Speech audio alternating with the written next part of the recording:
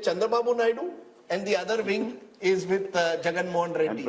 And a few weeks ago, Prashant Kishore was allegedly on a flight with Chandrababu Naidu or his son, and all speculation sort of arose in Andhra. Is he going to now align with Chandrababu Naidu? He says he's not.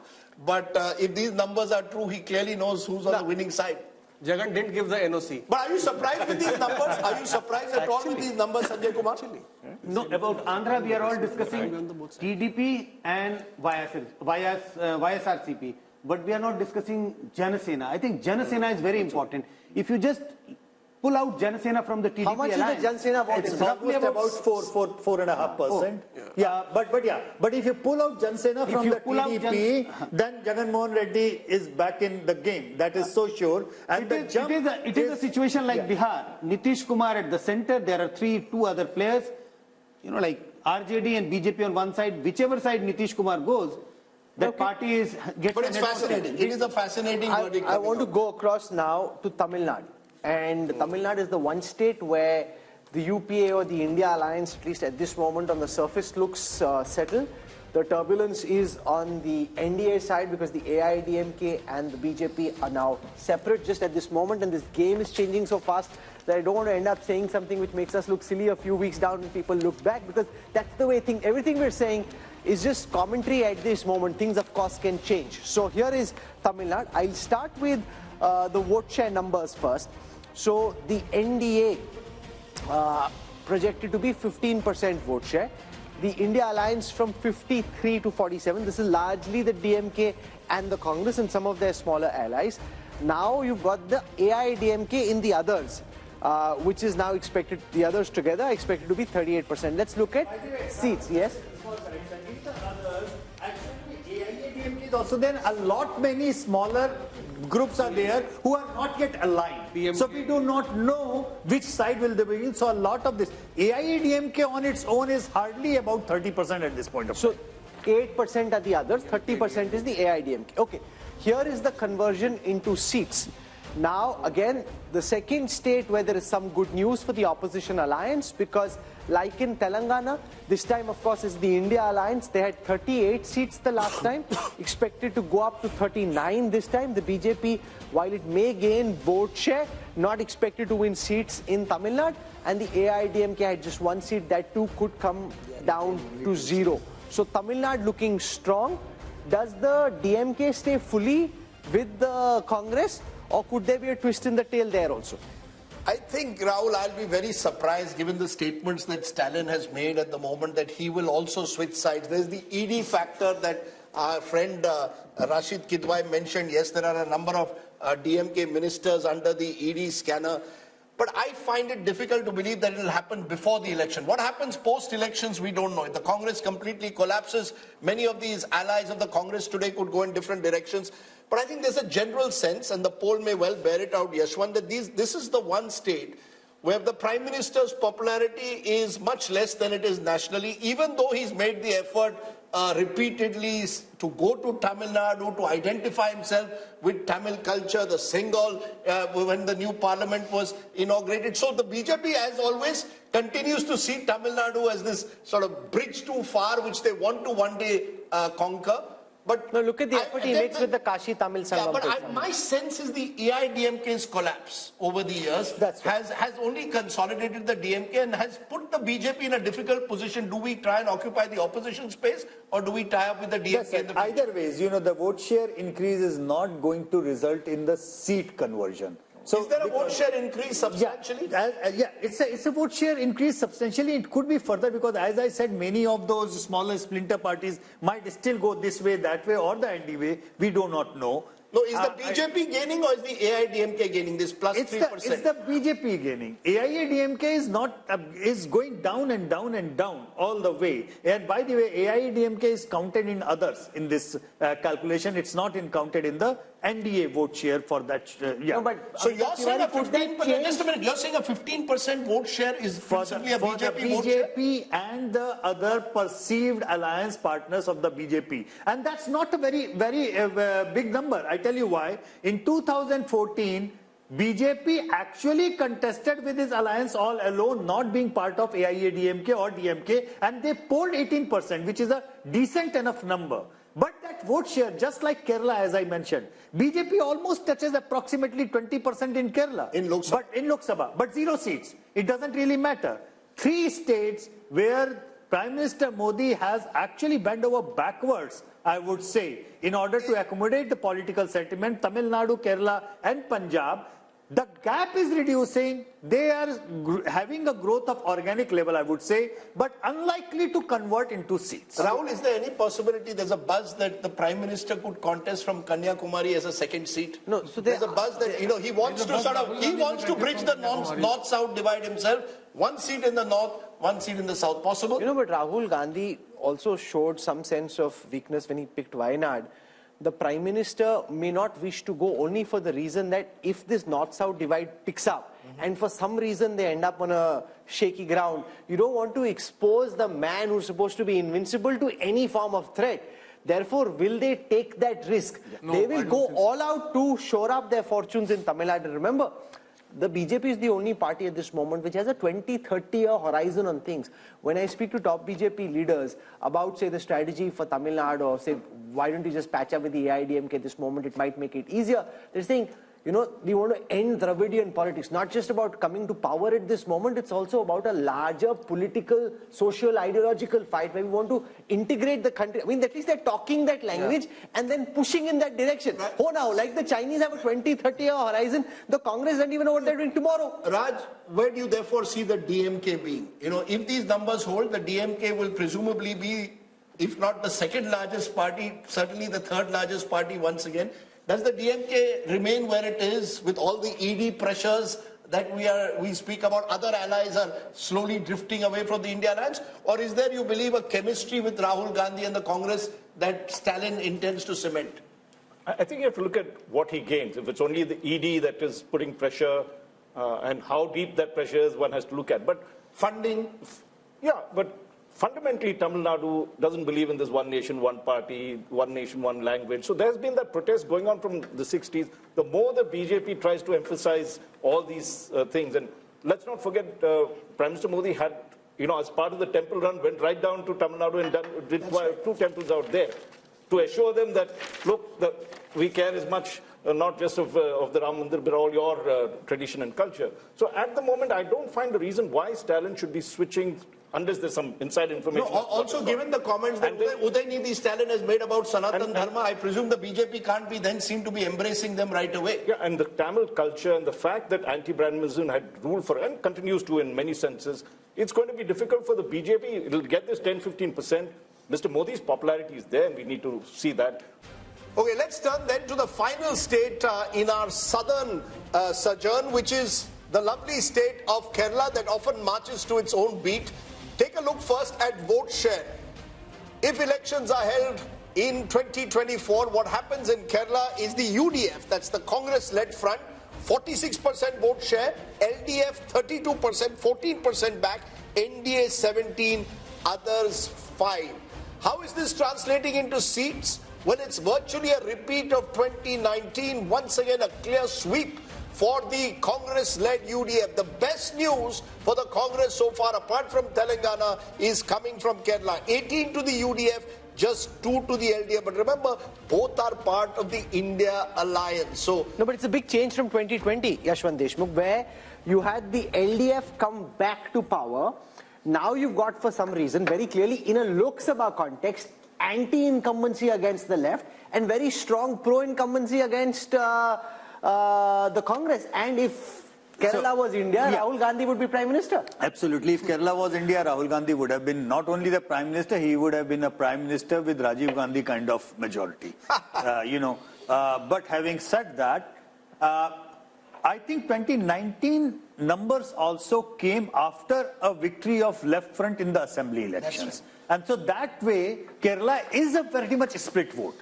Because they are voting for assembly level separately and Lok Sabha level. No, but what explains that vote, Rajdeep? it's very interesting. A few days ago, Kerala left leader told me, why does Rahul Gandhi have to contest from Wayanad? Can't he choose any other part of the country? We are his staunch allies in the India alliance and he's coming to take us on. in Wayanad. So I think there again, people... He looks like a strong force in Kerala. No, so therefore, you see, the Congress is seen as a national party in Kerala. The left is seen as the regional party of Kerala. Mr. Vijayan is seen as the prominent chief, the number one neta of Kerala. There may be anti-incumbency brewing against him also after 8 years in power. But I think the main reason is the belief that the Kerala voter sees the Congress as a national alternative to the BJP. GVL Narasimha Rao is now with us. GVL, the BJP was trying very hard on its own through the RSS to win something in Kerala.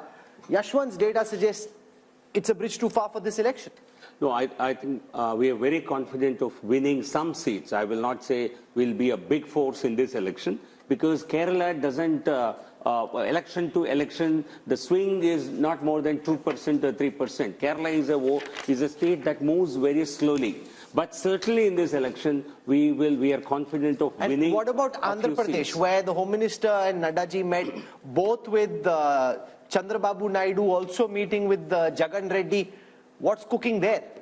I think these are political meetings that happen during election time. But certainly, no, I think you won't, until anything is final, I think you will not know. So you're flirting with both parties essentially? No, we have got support from both the parties as far as parliamentary strength is concerned. But as far as elections are concerned... But Naidu betrayed you. Would you take him back? I think these are decisions that party will take at the highest level. You come from the state, it's your patch. No, but these are political calls. That makes it even more difficult for him to commit because it's his own patch. Rahul and Rajdeep, you see, there are no emotional decisions here. Political decisions are always based on wisdom, political wisdom and political sagacity. Because you accused me, you made some comment against me, or you called me names in a rally, therefore I will not tie with you. That's college level politics. Can I just take it around this table though to ask that since we spoke of college level politics and Kerala's strong student movement, how many people on this table believe that Rahul Gandhi made the right decision by choosing Wayanad, or was it escapism? Did Rahul Gandhi escape from the reality of trying to rebuild and revive his party in UP by going to Kerala? Is that a mistake? Or is this a pragmatic decision to stay on in the Lok Sabha? Who wants to go? I think it was a pragmatic decision, and Rahul is very comfortable. If you see his, even Bharat Jodo Yatra in Kerala, whatever he was doing, talking, indulging in all kind of activities and all, he was very comfortable. He was what he is. So but you can't win India by becoming the Prime Minister of Kerala. To take off from what was just said, that you've got to, instead of investing in rebuilding the party in the north, you're building your base in Wayanad, where your principal opponent is your India ally, the left. Rajdeep, yes, but these are not easy decisions. It's like, Prime Minister Narendra Modi contesting from Tamil Nadu. I don't think so. I don't think Prime Minister Modi believes or his party believes in any kind of bravado. No, but Rahul could have taken Telangana, he could have taken Karnataka. Why take Kerala, the one state where your ally is from your India alliance? Well, that would be a choice if you Is this KC Venugopal telling him take a safe seat, Wayanad, large minority population? And that also is seen as a factor. You're choosing a seat with a large minority population. It gives the BJP, and they did it in 2019, that you only want to contest a seat with a large minority population. Rajdeep, what are you saying? Are you saying minorities are not, they're also as much as Indian, they're not Bangladeshis? Sure, but it gives the BJP an opportunity to play on the seeming weakness of the Congress. That the Congress is only relying now on the minority vote. No. Given a chance, I think the BJP would want to be very comfortable with minorities simply because they are also, bona fide voters governed by rule of law, constitution. Okay. Rahul Verma, you agree that Rahul Gandhi did the right thing by picking Wayanad? Depends on what the right thing means, right? Like if the right thing is just about getting a Lok Sabha seat, perhaps yes. If he thinks he can revive or make the party very, very strong in South, that's also right, as Rashid is saying that in southern India, and even this poll is saying that Congress is actually gaining in South. No, not in South, only in Kerala. Where in the South? In Karnataka, BJP is doing well. In Andhra Pradesh, the TDP and the YSRCP. In Telangana, Congress is doing well in alliance with DMK. In Tamil Nadu, they would do well. So in that sense, it's not a bad decision. I think, should he look towards South as well as build the party in North? That's what a leader is supposed to do. Modi campaigns in North and South and East and West, right? If you want to be a national leader... I think one of the key reasons, one-liner I would say, he lost Amethi because he went to Wayanad. Yeah, well, what I was told is that they saw their polls in Amethi suggesting a very tough fight, possibly losing. They looked for a safe seat in the south and picked Wayanad. So it was almost like some kind of security which Rahul Gandhi was offered. That No, but imagine if he's your main batsman and he's looking for a safe position. Which is my point. You Yes, see, this is precisely my point, Rahul, that I would have, if you wanted to choose south, choose Karnataka, for example, a state. Where did Indira Gandhi go? Indira Gandhi went to Chikmagalur, went to Beda. What is the safe seat for Karnataka, Congress in Karnataka? No, Mr. It's a safe seat. I have no doubt that there could be potentially safe seats, Okay. including potentially Chikmagalur. But So, look at the projected vote share and seat share of the south, because Rahul, I think it shows the exact opposite of the north. The vote share in the south, as per the Mood of the Nation poll, NDA 23%, India 41%, others 36%. How does it add up in seats? NDA 27%. That's just a small dip from last time. Remember, BJP got 29 out of 130. India 76.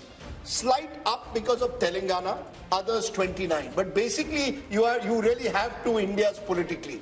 You have the BJP dominant in North India, and you have India Alliance doing very well in South India. So whether we like it or not, there is a South-North political divide in this country. What implication that will have with delimitation is going to be a big question in a couple of delimitation years is from very now. far. Couple of years from now. At this moment, we are focusing on what is the mood of the nation.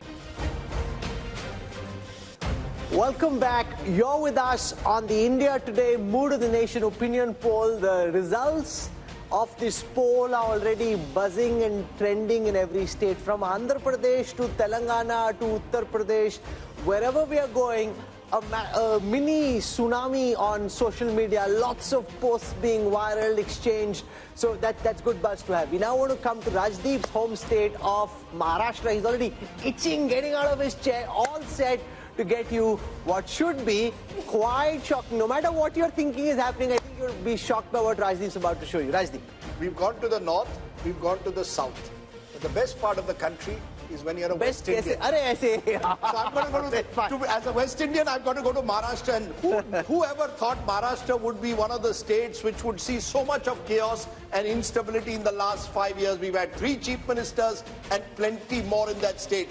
What is the mood of the nation showing for Maharashtra, state that will have both Lok Sabha and later in the year Vidhan Sabha? NDA 40%.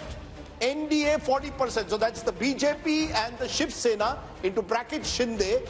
India 45%, which is 5% higher. 40 plays 45%, others 15%. And 45 is NCP, Uddhav Sena, as well as the Congress party. So 5% edge in Maharashtra to the Maharashtra Vikas Aghadi. The opposition, the best news coming for the opposition after Kerala and Telangana is here in Maharashtra. This could be another big surprise, therefore. How is it projected into seats? What is Yashwant Deshmukh C voter poll saying for Maharashtra? 26 out of 48 for the India Alliance. 26 out of 48. A huge jump because the NDA, which won 42 out of 48 last time, is down to 22. So if there's one state where the NDA is taking a big hit as per this poll compared to 2019, it's Maharashtra. And that perhaps explains all that's been happening in that state.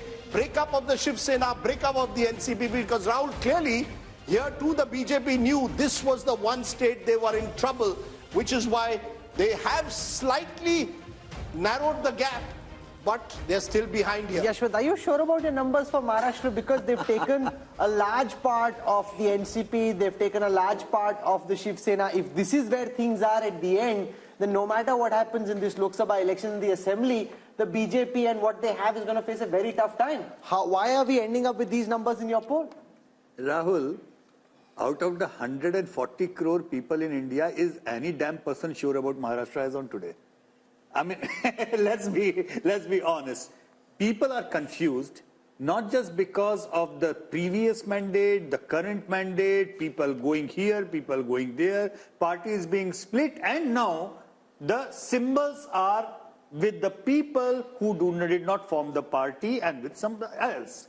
So having said that, it's a Maha mess. It's a Maha mess. It's not Maharashtra, it's Maha mess at this point of time. And let me do a health warning as well on these numbers. Number one, on the voting intent, we have been asking for individual party and leader, Rahul. Which party or leader you are going to vote for, and then we have summed it up like, Uddhav Thackeray plus Sharad Pawar plus Congress and Shinde plus Ajit Pawar plus BJP. But what we do not know here, who is contesting from which seat and who is going to contest against that person from which seat, which party. What I can see, wherever the BJP tickets would be there, they would be sweeping like anything. Wherever the Ajit Pawar ticket and Shinde Sena ticket would be there, I doubt they will be sweeping in the same way. So the weakest link is on the both sides. On the Maharashtra Vikas Aghadi side, the weakest link apparently is the Uddhav Thackeray Sena, followed by Sharad Pawar and followed by Congress, and then the Sharad Pawar. So we don't know out of these 3 and 3 which permutation and combination is contesting whom on which seat. Unless we are sure of that, I think this is more of an Since this is your home state, Rajdeep, here's the concern that I have, just purely academically, right? Which is that will votes get transferred? In a poll, it's very difficult to capture that. But once you know, okay, it's GVL versus Rashid, then the equations change, exactly right? The point. Yeah. So right now, you don't know that. You're building this scenario on the basis of what respondents are telling you, but the respondent also doesn't know who's against I will quickly tell you two contradictions, Rajdeep, before you say.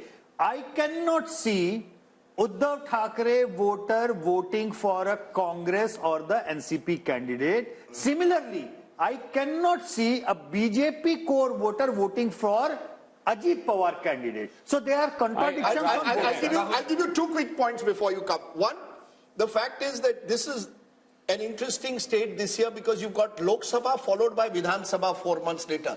And speaking to a number of Maharashtra politicians, they believe the stakes for themselves are much higher in the Vidhan Sabha. So you'll find a number, the Vidhan Sabhas which will be very competitive, seat by seat, and a lot of what Yashwant says will play out there. In the Lok Sabha, Rahul, even though the BJP appears prima facie down compared to 2019, I think, and Yashwant is right, the BJP will do well in its pockets of influence. They have strong pockets, especially in urban Maharashtra. The problem for the BJP is there is a general sense that you have struck opportunistic alliances and you have broken two parties which you were dead against. But GVL, when I was speaking to top BJP leaders, their numbers were 40 plus. They think it's 40 plus. But a 5% lead for the India alliance, after all the todphod you've done, if this is where it is 22 versus 26, then it's obviously not the way you're calculating. No, I certainly don't see the numbers the way the poll is predicted, Yashwant's poll. Primarily because this is an election that Prime Minister Modi will be driving. People are voting for PM Modi. They are not voting for individual constituents. This is an election where you will see a massive swing. So anybody voting, anybody contesting, the premise which is also the reality of Maharashtra politics gets reflected in this poll is that BJP at this moment is not a pan-Maharashtra party. Modi might be a pan-Maharashtra phenomenon. BJP per se is not a pan-Maharashtra political party. Even in states, Haryana, was Haryana a BJP state until 2014? Did BJP ever win a couple of seats in Haryana? No. But once Modi is on the scene, Prime Minister Modi ji, he is one who will drive the entire vote. Please give me the popularity ratings because that will give you an indication. Can I just explain? If you have those numbers. No, look, last time the BJP contested 25 seats, the Shiv Sena 23. And the BJP and Shiv Sena did extremely well, winning 42. Now what's going to happen is the BJP is going to put pressure on both the Shinde Sena and the NCP Ajit Pawar group to contest less. And the BJP will look to contest at least 30 and divide it. The Ajit Pawar's party is happy not to contest Lok Sabha. Their energies are on Vidhan Sabha. Similarly with Shinde Sena. So that might actually mean the BJP could contest more in the Lok Sabha. I think the worry is that there is genuine anger against the way governments have been broken, fallen on all sides, towards all politicians. So I think you will find Vidhan Sabha becoming a real battleground. Lok Sabha, the Modi factor does play out. Sharad Pawar clearly is weaker in a Lok Sabha election at the moment. He may not even be able to sort of, campaign as aggressively there as he would in a Vidhan Sabha, but he will hope for some sympathy. Uddhav Thackeray is hoping for sympathy, which may come in a Vidhan Sabha, may not come in a Lok Sabha. So Rahul, you could see Maharashtra in the space of 5 months having two very different verdicts. But, Madhu Yaksha Gaur, This is your good news. You know, if there is one state where you need to perhaps invest more attention in the next few months is Maharashtra. And the feeling is typically the Congress is not seizing the opportunity. You're missing the opportunity to miss an opportunity. Many of your leaders are leaving, joining Ajit Pawar's faction. Milind Deora left to join Shinde Sena. Today, Baba Siddiqui, your MLA, former MLA from Mumbai, has left, is likely to join Ajit Pawar. So you're not holding on. You're the Kamzor Kadi. Hopefully, your predictions may hold on to the leaders who are planning to leave, Rajdeep. But having said that, this has been expecting in Maharashtra, Rajdeep. I think various projections and studies we have done. And we've been very hopeful on Maharashtra because of this third port, what Rahul says. It's not helping with the people's mood. Secondly, I give this credit to Prakash Ambedkar also joining INDA group can help also the Maharashtra Vikas Agdi to win more seats. Rahul, how do you explain these numbers? The fact that you've got what seems on paper a strong alliance now with Ajit Pawar there, Shinde there, the other parties seem weakened, but they still have a 5% lead in this poll. So, with lots of caveats, because no one knows what's going to happen in Maharashtra, but if our thesis is right that people in Maharashtra are unhappy with the way parties have broken alliances, then the expectation would be that the turnout is going to get depressed, which means it depends who has the more cadre on the ground. So it doesn't matter where Ajit Pawar has gone or Uddhav Thackeray has gone. Who has which of these groups actually got the cadre on the ground? In a depressed turnout scenario, cadres on the ground will make sure that your core voters turn out and that group will have advantage. Your sense, Amitabh? See, actually, it's a khichdi. So, nobody knows which party has the vote. But Shiv Sena and NCP have the symbol. Symbol plays a very important role in elections. That's number one. As you said, BJP will now bargain for a higher number of seats. So it will be able to win more and also transfer its votes to the SHS and the NCP candidates. Now it depends upon how much they have.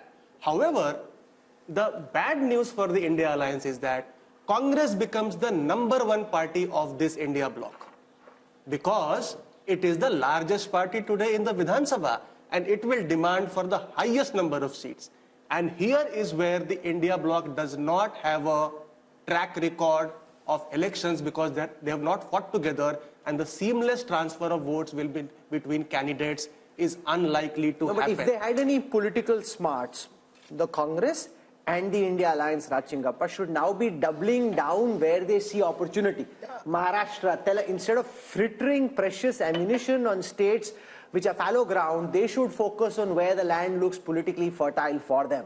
The problem is that's not how they're thinking. BJP is going state by state, seat by seat, candidate by candidate, plucking, and the Congress is trying to do some kind of an ideological revolution. At least Rahul Gandhi is attempting some kind of an ideological revolution here. But I think the reverse is also true. The way the BJP and Mr. Modi is obviously party to these decisions has been picking up and splitting parties and everything else, and Rajdeep talked about it, doesn't do their image any good. And in Maharashtra, but their calculation is image doesn't matter when it comes to voting. That's their brutal calculation. If you are saying I'm taking you to a Viksit Bharat, I have cut corruption down, I am against dynastic politics, you have to then prove that on the ground. Let GVL respond to that. Let me just finish the argument. Okay? Yeah, go ahead. Because I think it's a principled thing that happens. In Maharashtra, I have a feeling, Rajdeep could vouch, and he also expressed it, is I think there's a Marathi pride which you can define in some ways or the other, right? People must be truly fed up at the way these parties have behaved on that, the way they've split, completely cynical. How do you explain that when you want to take this nation to greatness and you're playing let GVL respond to that. They see people are very, very practical, let me put it this way. People have great trust in Prime Minister Modi. They know he's the one who will deliver Viksit Bharat.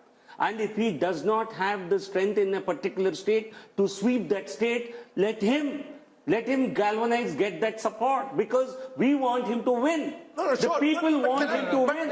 People have trust in him. No, sir, but can I ask you, you're saying people have faith in Modi. Point taken. But when Mr. Modi says there is a 70,000 crore scam in irrigation, points virtually to NCP and Ajit Pawar, 1 week later, Ajit Pawar joins you, what's the message? I was in Nashik where a gathering which included RSS people were there, and they all said, "Sir, khoke ki rajniti hai." They openly said it. The word khoka has become a sort of common parlance on the street of Maharashtra. How does that lift the Prime Minister's image? If one moment you say there's corruption, next moment you tie up with the same corrupt person, how does it lift your image?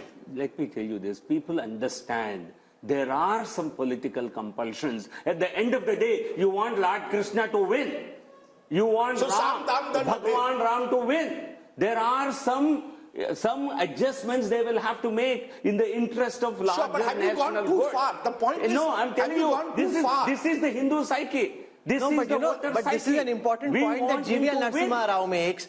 Because when I was interviewing Dr. Jaishankar, and I've seen now several people say this, they talk about Bhagwan Ram, they talk about Hanuman, they talk about the Ramayana and the Mahabharata, and they talk about tactical compromises on the battlefield, which leads to the war being won. So this is something that we're seeing now quite a lot of, which is what he's talking about. No. But then, Rahul, in with the due interest regard, of sorry for speaking out because it's my home state, I feel strongly. The fact is, where does it fit in with the kind of Ram Rajya that you talk about? You know, what does it leave you with? Is this Ram Rajya that you tie up for Khoke ki Rajniti? There is no politician in this country who represents the true political virtues than Prime Minister Modi. No Prime Minister, no Minister, no Chief Minister in this country can match even an iota of what Prime Minister Modi. So what matters to them is Prime Minister's qualities. I have total, he is a man of total integrity. No, so you're saying you can do all the wheeling and dealing on the ground, but the Prime Minister's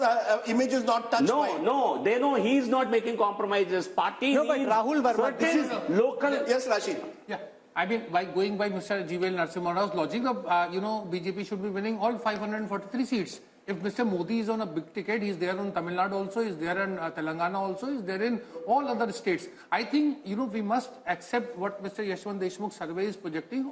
We have gone through over 300 seats, and there is a kind of trend. This is a very interesting thing about what is the findings of Maharashtra. There are 4 states that were always, they are kind of, outliers, and they are giving something in favor of BJP. In case of Karnataka, in case of Maharashtra, there is a trend, and we will see. No, Maharashtra is not Bihar, with the BJP. It's going the other way around. Precisely. So I'm saying there are 4 states that were very crucial in 2024. Even if the outcome is kind of well known that the BJP has an advantage and Mr. Modi is a favorite. One state is Bengal, other state is Bihar, third state is Karnataka, and fourth state is Maharashtra. Now it is giving different kind of trends. I think we must accept what Mr. Yashwant Deshmukh is predicting. We cannot be finding faults with his methodology or, how it will shape in Maharashtra. We can't be having different... Yes, Rahul, very quickly. So, two points. Yes, in politics, all politicians and parties make these tactical calls. But these tactical calls are going to have cost in the long run. Indira Gandhi in 70s did a similar thing. At some point, it costed her party. Maybe, perhaps, when Prime Minister Modi is around, it won't cost. When he's not around, it may cost the party. So all parties face that cost. Second, throughout the survey, and Yashwant ji has to correct me on this, I have not seen a single state, except the smaller ones perhaps, where BJP is gaining votes from 2019 numbers. They're gaining seats. Even in UP, the votes are not basically... They've got a slight bump, 53%. Yeah, 50, so 51, 52. So in that sense, like in North, there are no big gains coming in terms of vote share, and even in South and West. So I think where perhaps Mr. Narasimha Rao can explain us that why, despite everything in these 5 years, BJP is not being able to... And the interesting point about Maharashtra... No, but I'm a little shocked by his argument. Listen, remember also that you are dealing with 10 years of being in government. Sure. Look at Biden after 4 years. Look at Macron. Look at Trudeau. Here's a man who's been in power for 10 years. If he can retain his historic numbers, that's by itself is a superlative performance.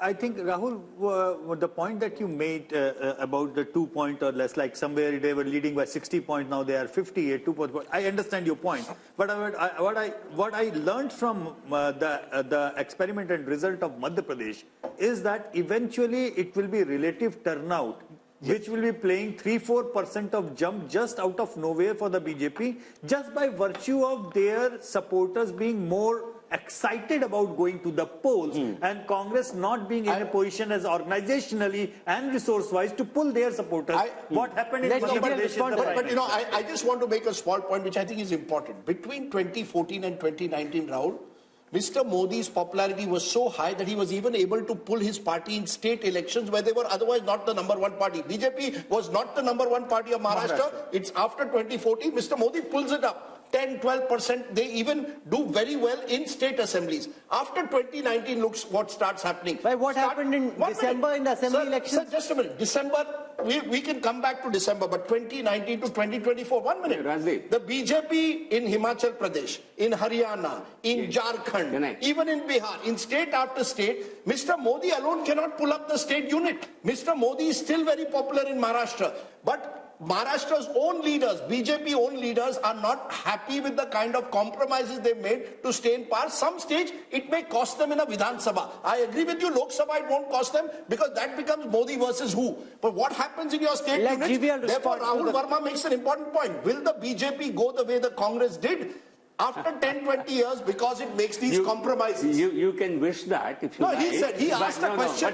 But you see, politics, what happens today doesn't influence voting patterns 20 years down the line. I think that makes no sense at all to me. Now, coming back to your question, Modi ji, he was able to pull several assembly elections initially, but you are saying subsequently he did not do so. Because, you see, once you have pulled an assembly election, the local performance and local leadership has to hold there. People will hold every government accountable. You accept that? Why not? Okay. I think. So I want to press the pedal and go to Gujarat and Goa, and then we have to go to the east, and then we have the big national picture. So Gujarat comes up on your state next. I want to spend very little time here because it's one-way traffic, as one-way traffic can be. I mean, it's like whoosh. There's no comparison. 62% vote share projected in favor of the Bharatiya Janata Party in Gujarat. I mean, 6 out of 10 people, they just want That's the highest so far in the country. 6 out of 10. And we're not even dealing with the smaller states like a Himachal or an Uttarakhand. In a big state like Gujarat, 62%. The Congress had 32% vote share. That's come down even further to 26, down 6 from the last time. Let's now come to seat shares. If you got 62% vote share in a largely bipolar contest, I mean, you don't need to be Yashwant Deshmukh to do the calculation. You can do it yourself. It's 26/26 for the BJP in. They want their man back. They want their boy back. They're like, look at how hard he's working. A Gujarati fixing this country, we want him If back. I was a Rajya Sabha BJP MP who's told to contest Lok Sabha, I'll say, मुझे गुजरात की seat दे दो. कोई भी दे दो. कोई भी seat Gujarat की दे दो, वडोदरा दे दो, गांधीनगर दे दो. GVL also is ready to contest from Gandhinagar. You see, that's the one state where every politician will feel a relative sense of security. I think Gujarat is there is little difference from contesting a Rajya Sabha and a Lok Sabha. Is that what you're saying? No. I'm saying that a Lok Sabha... As safe as better. Yeah, it appears the safest state for the BJP, Rahul, and I don't think there's much to discuss about that. Prime Minister Modi in Gujarat is, really, his popularity is at an all-time high in a way. It's the true, like you were discussing parallels with American elections, like you've got along the coast and in mid-America, this very clear divide between Republican Democrat states. This is as Republican in Indian context as Republican. And GVL made a point that don't look at what happens 20 years from now. But I just for a moment want to pause because one of the first elections I covered was 1990 Gujarat. And at that time, the BJP had to back the Janata Dal Gujarat of Chimanbhai Patel to prop him up to form a government. See where we've come 35 years later. We look at events today. If you make mistakes today, you pay a price for it 20 years from now. That decision of the way the Janata Dal Gujarat was eventually, the Congress propped it up for a while, destroyed the Congress in the long term in Gujarat. The Congress replaced a chief minister who had 150 seats in Madhav Singh Solanki. Can you imagine? Right, one of the BJP replaced Shivraj Singh Chauhan. No, but 150 seats, BJP replaced Shivraj Singh Chauhan with Modi as the dominant figure.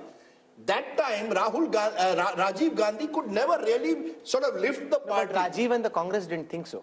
See, that's the mistake. So I'm saying politicians can make mistakes and therefore they must be conscious of the mistakes they make. Let's come to Goa. Goa has 2 seats, north and south. This is where all of us hope to retire, at least Rajdeep and I hope to retire in Goa for sure. Okay, so here's Goa. Lovely state. 2 seats, 1 each is the calculation. North and south, 1 seat split between north and south. North is clearly to the BJP. I'm presuming Yashwant south is giving because north. there are more Christians over there. The south interestingly, if the AAP-Congress alliance works perfectly, and it has to work perfectly, it has half a chance. I still believe that the BJP will be very much in the race, even in the south. Percentage of Christians has gone down. One of the stories of our times, Christian population in Goa at the start of this century used to be 30% plus. It's now just over 20% and declining. So you actually, even in South Goa, will find it not so easy. Only a perfect Congress AAP alliance and no other third party like the Goa Revolutionary Party coming in gives them half a chance. I still believe advantage BJP in Goa in both the seats. That's the nature of Goa as well. So let's look now at the projected seat share of the West and the projected vote share of the West. I'll start with the vote share projection. Axis My India predicts for the India Today group that the NDA would end up with 48% vote share if you aggregate the states of Gujarat, Maharashtra and Goa. The India Alliance at 38, a 10% gap here for the NDA. Converted into seats, the NDA is at 51, the India Alliance at 27, and why it seems that this is not as one way as the North is because Maharashtra is sticking out as the one state where the BJP's dominance is not quite what the BJP top leadership would like to believe. But look at the story, Rahul, the northwest monsoon. 154 in the north, 51 in the west. You're almost home and dry. Between the two, you're slightly below where you were in 2019. There you won 230 plus.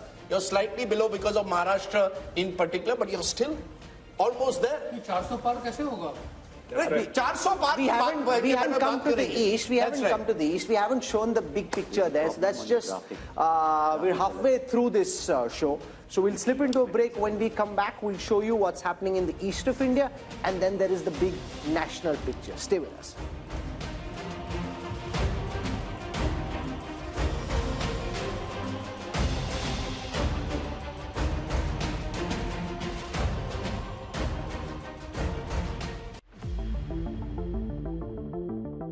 Hello and welcome, I'm Sahil Joshi. Now I'm at the Mumbai seafront. You can see here the Mahim Fort and also the Bandra Worli ceiling, the most iconic locations in Mumbai. Because the people have reposed confidence in Bharatiya Janata Party and NDA. And Eknathji Shinde has done what the people wanted. People wanted Shiv Sena and BJP together as we have been together for 25 years. It is only the MLAs who have defected. It is not the people who have defected. How is Ajit Pawar like-minded party with the BJP? The way it worked in line with the expectation of the people, and that's why we are confident of our victory. If you are so confident about 370 votes and 400 for NDA, why do you want all other alliances with you? Why do you want all small parties with you? वो washing machine से धुल गए, ये कमल detergent में सब धुल जाते हैं. We are shifting our focus to Gujarat. Confidence in the people's mandate is very, very certain. The youngsters have come in and they have taken the major positions in Gujarat. I feel things will be very different. In Gujarat, if you ask any Congress leader, but they're all demotivated in Gujarat purely because they know they are going to lose. Election of 2024 will be an election of Modi versus Mudda. Our phones are buzzing, multiple politicians, their well-wisher supporters across states calling, wanting to know something on the site. There's no sideshow happening. If you want to know what the numbers are, stay tuned to our coverage on India Today as we take you through state by state, region by region, and then finally the national big picture. We want to come to the fascinating state of Bihar, where Nitish Kumar's U-turn has made things very topsy-turvy and very exciting, which is also why the Mood of the Nation poll had to do extra polling to be able to capture what's happening in Bihar. On your screen right now are the vote share numbers for Bihar first. 53% is what they had in the last Lok Sabha elections. They're projected to be at 52, but there is, on the surface, it seems not much has changed, but so much has changed internally because the JDU, which was earlier with the India Alliance, has now jumped over, which is what kind of keeps the BJP-led India Alliance where it was. The India Alliance was at 31%. That's expected to go up to 38%. Let's see how this converts into seats. For the first time now, on your screen, the Bihar projections on the 40 seats of Bihar. Yashwant Deshmukh and his team at C-Vota are predicting that the NDA could end up at 32. Remember, apart from Kishanganj, they had 39 out of 40 seats the last time. They expected to come down 7 this time round. The India Alliance, which had only 1, expected to go up to 8. So just imagine, Rajdeep, if Janata Dal United was actually here, BJP was staring at bigger losses in the orange column, and the India Alliance was looking at bigger gains, which is what explains that somersault. You know, the fascinating aspect is that when you went to Uttar Pradesh, the BJP is holding its own.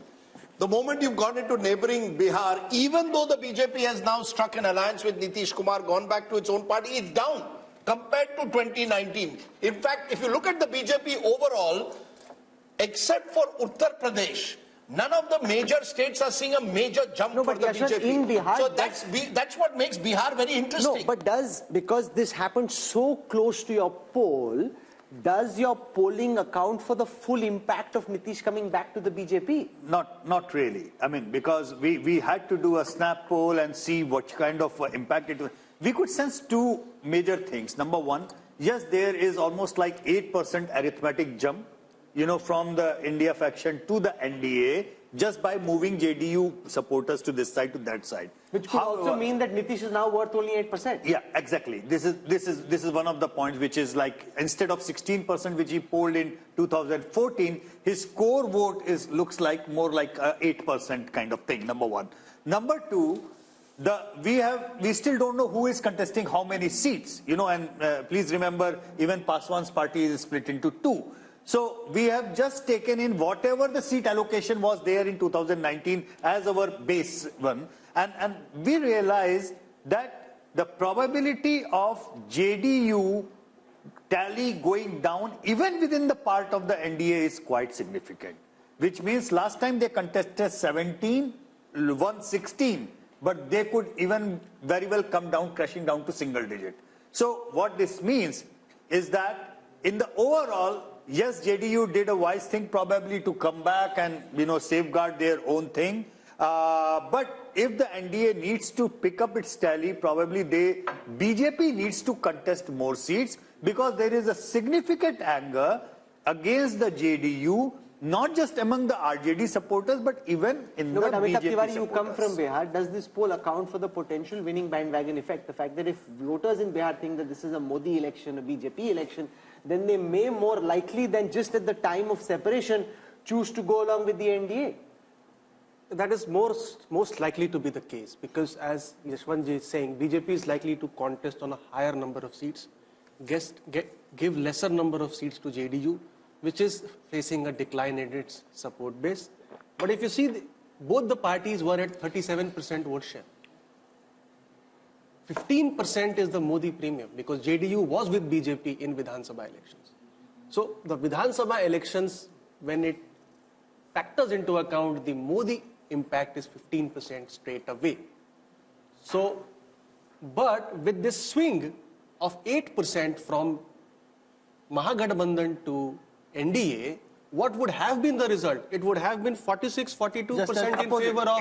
The result would have been just bang opposite. So again, BJP, being a practical or a pragmatic party, clearly saw that there would have been significant losses in Bihar. The guy who won't like this U-turn was not is being Nitish Kumar. If he thinks he's worth Rahul Verma only 8%, you know, that just shows how, like the BSP in Uttar Pradesh, like the JDS in Karnataka, the JDU seems to be a very diminished force. Yes, absolutely.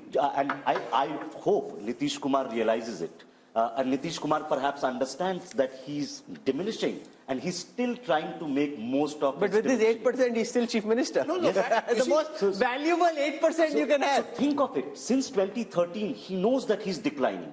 But what he knows that without him, no government can be formed till at least till 2025. And he's making most of it. He's basically, he goes with, so he's one of those politicians where he's being opportunistic and ideological at the same time. He joins RJD, gets his caste census done. Comes to BJP, does certain other things. So he's trying to make most of it in a very, very small... But you know, look at, maybe the BJP looked at Yashwant's last Mood of the Nation poll. Yeah. And there were 3 states where the BJP was in clear trouble. There was Bihar, there was Karnataka, and there was Maharashtra. Yeah. What did they do in Maharashtra? They broke the 2 major parties, Shiv Sena earlier, then the NCP. In Karnataka, you went and tied up with JDS, brought back Yediyurappa into the fold through his son. And in Bihar, you got Nitish Kumar back into the fold. I saw this photograph in the morning papers today, Prime Minister shaking hands with Nitish Kumar. And I just wonder, you know, what makes politicians tick? Here are two people who've attacked each other personally at various stages. Nitish Kumar refusing more than a decade ago to even share a stage with the Prime Minister. But all is fair in love and politics. And I come back to it, Rahul. The BJP has shown itself to be a party of power while claiming to be an ideological party, and the Congress has done just the reverse. No, but I don't agree. Once they're in power, they're ideological. In their logic is, they've scrapped Article 370, they've brought India the Ram Mandir. Sure. What other proof do you need of ideology? No, I'm not saying the ideology is diluted. Yeah, UCC has come about in Uttarakhand. So once their formula is you win and then you get ideological. To win, you don't worry about it. All I was saying is that there were states where the Congress had seen these ones, they were going to get, the BJP had seen they could be down by double digits. Bihar was one of those states. Let's find out a way to tackle Bihar. The point, Rashid Kidwai, is this is the difference. You see, I got a call just now from a UPA leader. Please show me which are the states where the BJP is growing. I said it's not about the BJP growing but holding its own. And they've held their own by strategic politics. Does the opposition recognize that, Rashid? Yeah, or will they only blame the enforcement director? I think Nitish Kumar's story is not complete without the opposition politics. Nitish Kumar seems to have gone on a rebound. He worked very hard for this India alliance, and when Mamata Banerjee, propped up Mallikarjun Kharge, and when Rahul Gandhi said that, he will talk to Mamata before appointing Nitish Kumar as India alliance convener, all these things look like... You're saying if he was appointed convener, he would have stayed on? Precisely, because Nitish Kumar was not doing 8%, he knew his days are numbered, he wanted to be a prime ministerial face, he may not have said it. And this is... If he was made convener, think of it, after 2023 December results, he's also making calculations.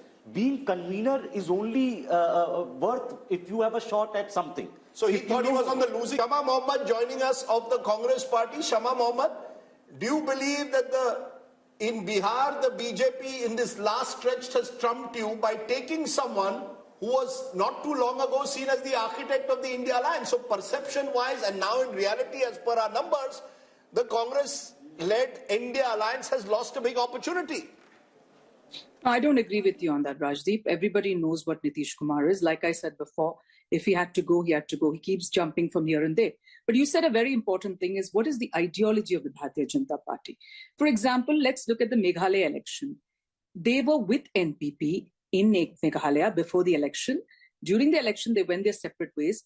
Mr. Amit Shah has put in the manifesto that the party NPP is corrupt, and when they come to power, they will take action.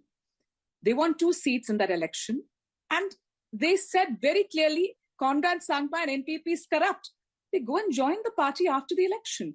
So yes, they will do anything. Opportunist when it comes to election, they are ideological when it comes to governance. So they bring in, as Rahul rightly said, Article 370, Ram Mandir, maybe uniform civil code after the next election. Ideological in governance, strategic opportunism, if you want to call it that, tactical politics when it comes to elections. Rajdeep, let me ask you one more thing. Then why is that you can eat beef in Goa, but you cannot eat beef in Karnataka? Okay, so that's now, let's just stick for the moment to the data. So no, they have no ideology. And one last point.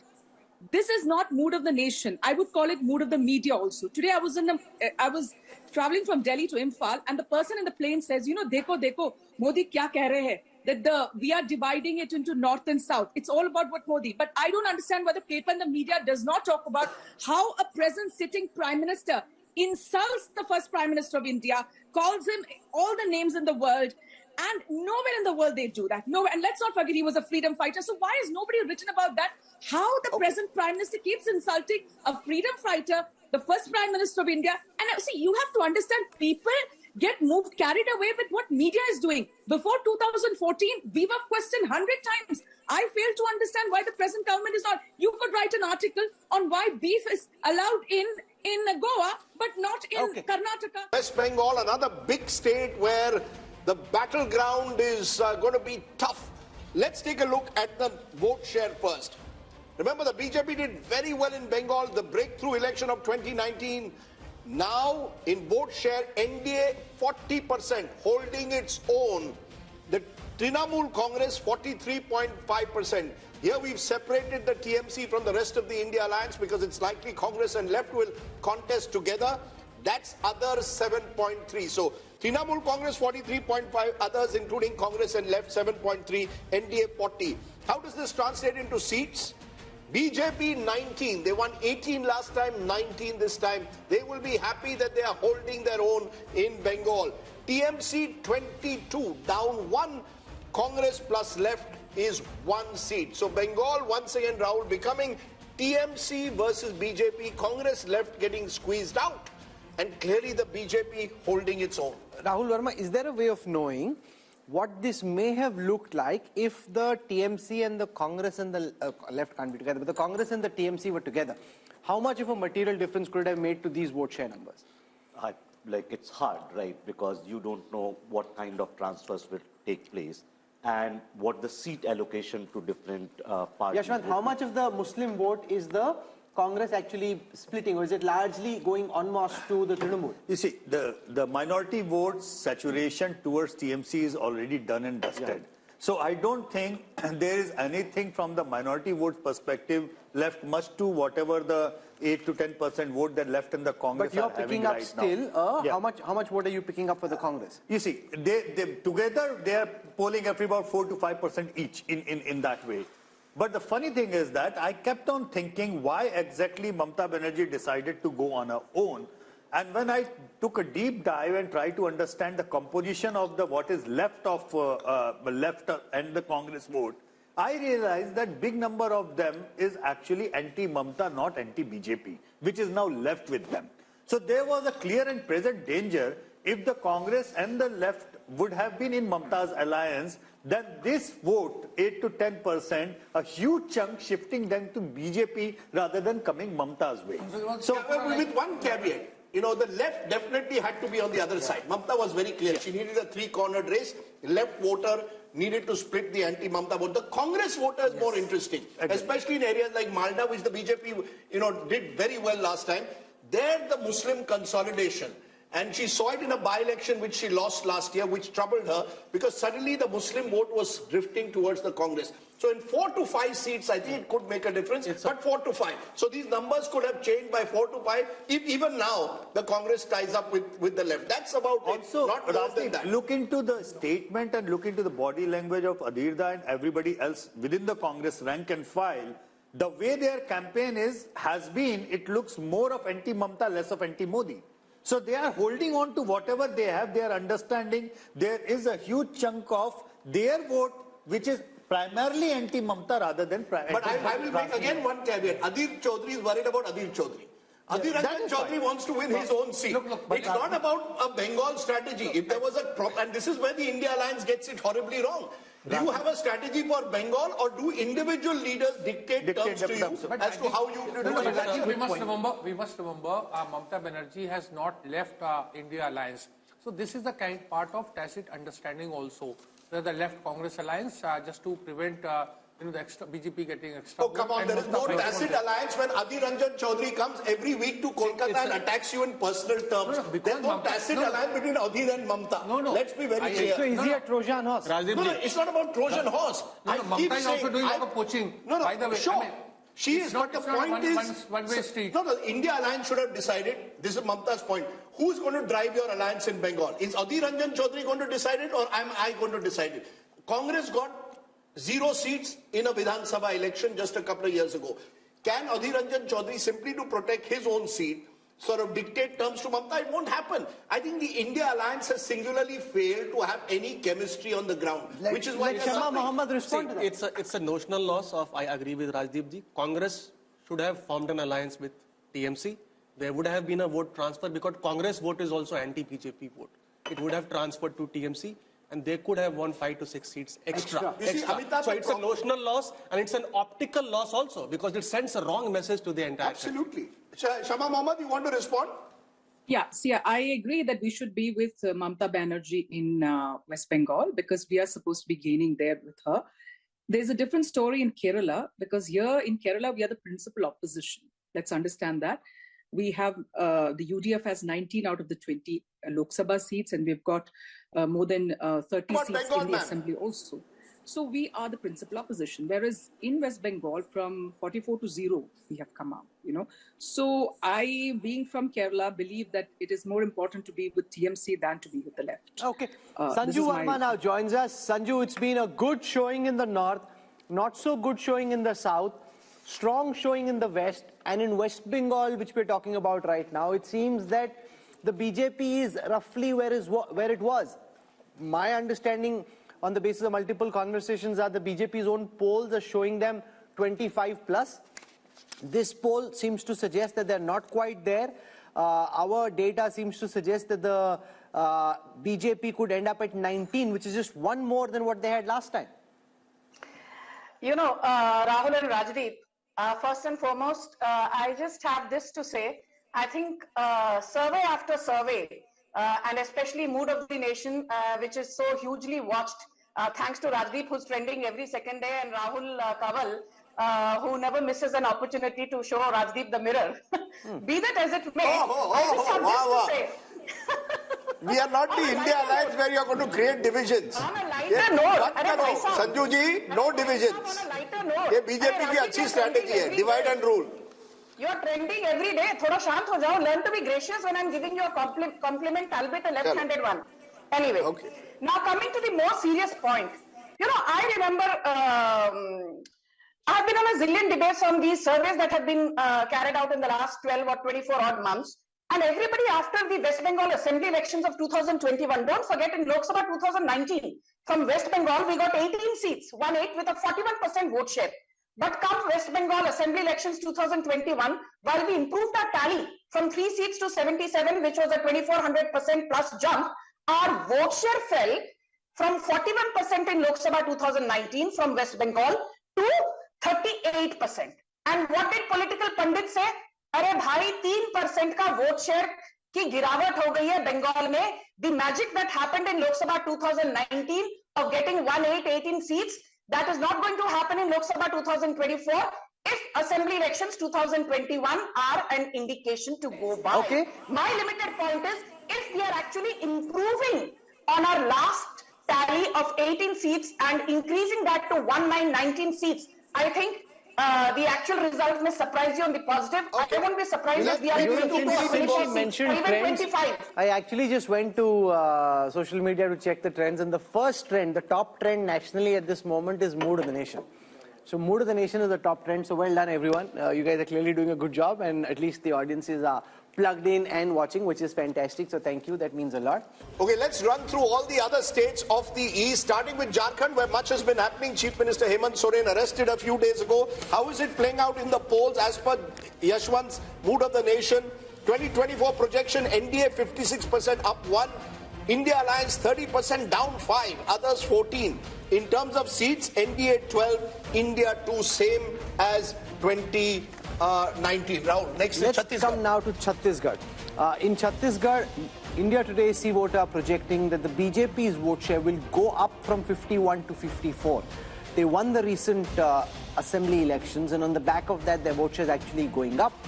The Congress's vote share was at 41 in the last elections. That could now come down 3% to 38. When converted into seats, the Congress had 2 seats last time round. That could come down to 1. The BJP had 9 seats last time round. That could go to 10. So Chhattisgarh, the BJP doing well and holding on to its gains from the last election. That's right. The honeymoon effect clearly there in Chhattisgarh. Let's turn to a state which is again fascinating because there will be Lok Sabha and Vidhan Sabha in the state of Odisha. 2024 projection, NDA 40% vote share, that's plus 2. India 12%, Naveen Patnaik's BJD at 41%, down 2%.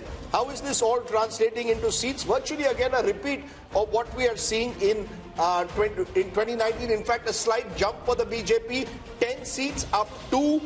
The India Alliance, mainly the Congress there, is getting 0, down 1. And the Biju Janata Dal 11, down 1. So clearly again, all these states are almost repeating 2019. In fact, state after state, Rahul, if you look at the map of India, in many of the states, it's a repeat of 2019. Is there a way of looking at these numbers, Yashwant, and giving our viewers some insights into what may happen in an assembly context in Orissa? Because like Andhra, Orissa too polls at the same time. Orissa, there is a very clear split vote. There is an upswing for the BJP as far as the Lok Sabha voting is concerned. But as far as the assembly voting is concerned, it is clearly the Naveen Patnaik BJD way. Assam. Assam, let's look at the seat shares for Assam. Last time the BJP had 9 seats, that could go up to 12. Remember, Assam has 14 seats. The Congress and the AIUDF was at 3. That could now come down to 2. That's down 1. So Assam, BJP consolidating its leads and gains. Let's now look at the overall East seat share. If you look at the 153 seats, and if I look at the vote shares, 47% of the vote for the NDA, 37% for the India Alliance. When converted into seats, in the east of India, 103 seats for the NDA, 38 for the India Alliance, 12 for the others. And I think this is a story. You know, while we focused a lot on the BJP's dominance in North India, its dominance in Western India, it is in the east that the sun is rising, the lotus is beginning to bloom, particularly when you include a Bihar and the northeast. I'm presuming Yashwant's included all the states of the northeast, the Manipurs, the Nagaland. No, so we will spend time on each of the northeastern states, just so that people know. We're going to go into a break, show you the national big picture, but we're going to spend time on each of the northeastern states as well. Hello and welcome once again to India Today's Mood of the Nation poll. All the findings in India Today magazine brought to you by C Voter. We've gone state by state over the last 3 hours. We've gone from the north, south, west and east. It's time now to give you the big picture. What would happen if general elections, which are not too far away, were held today? Rahul, take it away. Give us the big numbers. Can Narendra Modi do his hat-trick after all? Will it be 400 par? Rahul. This is the moment all of you have been waiting for. No Indian Prime Minister since Pandit Jawaharlal Nehru has won thrice over in 3 successive elections. If elections were held today, does the NDA reach 400 par as they'd like to believe? Is the BJP achieving its mission 370? We've seen the talk. Let's see the numbers. The NDA alliance projected to bag 45% of the vote share, which is what the NDA alliance had in the last election as well. The India alliance expected to bag 38% of the national vote share, which is 11% more than the last time, but that's also because last time it was UPA, this time it is the India Alliance. So parties like the Trinamool, at this moment, this could change soon after our broadcast, but at this moment officially they are part of the India Alliance, which is why as a national aggregate their vote share is up 11%. The others from 28% are now coming down to 17%, down 11. That's as far as the alliance-wise vote share is concerned, where there is a very clear gap of 7 percentage points between the NDA and the India Alliance. Let's take a look at how this converts into seats. 400 par is Prime Minister Modi's war cry. They're heading there, but not there yet. 335 is the current projection by C Voter for the India Today group for this Mood of the Nation opinion poll, the last MOTN before the Lok Sabha elections. 335, way short of 400 at this moment. This is 18 down from the last election. So if you take all the allies together, they had 18 more last time. They're down at 335 at this moment. The India Alliance is at 166. That's 75 seats more than the last time. The others are at 42, 57 down, but that's an apples and oranges comparison because some of the parties which were in the others have now moved to the India Alliance. The big story though is that the NDA is set to come back to power quite comfortably. See, you want to hit 4 centuries in one match, you're hitting 3.5 centuries just yet. And remember, Rajdeep, there's also the fact that once this message goes out that Prime Minister Modi is comfortably placed, then a lot of people may decide, "Arey, vote kya waste karna, isi ko do," because if he's coming back. So that ultimately could also come into play. You know, there seems to be, Rahul, an inevitability about the outcome. I think this is one of those strange or rare elections where it almost seems, at least when you speak to political observers, and politicians that the outcome is known. It's a question of where does the NDA, BJP-led NDA end up? Where does the BJP end up? These numbers are showing the BJP is roughly just around where it was in 2019. The NDA is marginally down, but as you said, there could be a bump it could get in the next 2 months because if it campaigns hard and the BJP is known to do that. Plus, could it get more allies? Remember, all of this is before the possibility of a Chandrababu Naidu or an Akali Dal joining in. All of that could take the BJP above 350. I know that there is all this buzz about 400 par. That perhaps will require the perfect storm. But the BJP has set the base. I think what this Mood of the Nation poll shows, people want Mr. Modi back. The majority seem to want Mr. Modi back for a third term in the first past the post system. And unless there's some kind of a miracle in the next 6 to 8 weeks, the India alliance will have to simply accept next time, or good luck to you, 2029. 2024 appears as close to a done deal, Rahul, with these numbers. And the Prime Minister's popularity remains pretty high again. It will be interesting to see whether he just wants to equal Nehru's record or actually be around the next time to beat Nehru's record, or at least attempt to beat Pandit Nehru's record. Let's take you through how the party-wise vote share and seat share would stack up. We looked at the alliance-wise numbers. Let's now look at the party-wise numbers. The Bharatiya Janata Party had 37% of the vote in the last election. That is expected to go up by a massive 3%. I'm saying massive because in a national context, for one party to be able to increase its vote share by 3%, that is a very significant achievement. The Congress had 20% of the vote share last time. See voters predicting at this moment that that could come down to 19, just a dip of 1. Others were at 43, they could be at 41. The big story there, though, is that the Bharatiya Janata Party, which in the last elections was standing at 37% vote share, could go up a massive 3% to 40. You know, Rahul, there are two big stories. One is the BJP story, the possibility, as you said, that Prime Minister Modi will emulate what Nehru did, win 3 consecutive elections. The other story is the Congress party, losing 3 consecutive elections and its vote share not changing. I keep repeating, there's one figure that stands out for me, Rahul. The BJP got around 7.5 crore votes in 2009. It went up by a whopping 200% to over nearly 22 crores by 2019 in a decade. The Congress vote has remained relatively static at 11 crores. So while we are looking at the BJP and the big picture of Mr. Modi winning his hat-trick, we've got to also look at the Congress party. And I think somewhere there are but two it's not stories static. there. If the pie is growing up and your portion right. say you're actually declining very badly. So you're not static. See, you're declining. Your vote share is remaining static. For a moment, and before we kickstart our discussion, let's take you through how this stacks up in terms of seats. We've looked at the vote share numbers. Let's take a look at how many seats each of these parties is projected to bag. The BJP, remember, had a 303 rifle that they were firing last time. This time it's 304. So it's not Mission 370. That's his rallying war cry. They're not there yet. 304 is where they stand. 71 is where the Congress stands, which is up 19 from the last time. Remember, there are gains in states like Telangana, which are helping the Congress do better than it did last time. Others at this moment are at 168, down 20.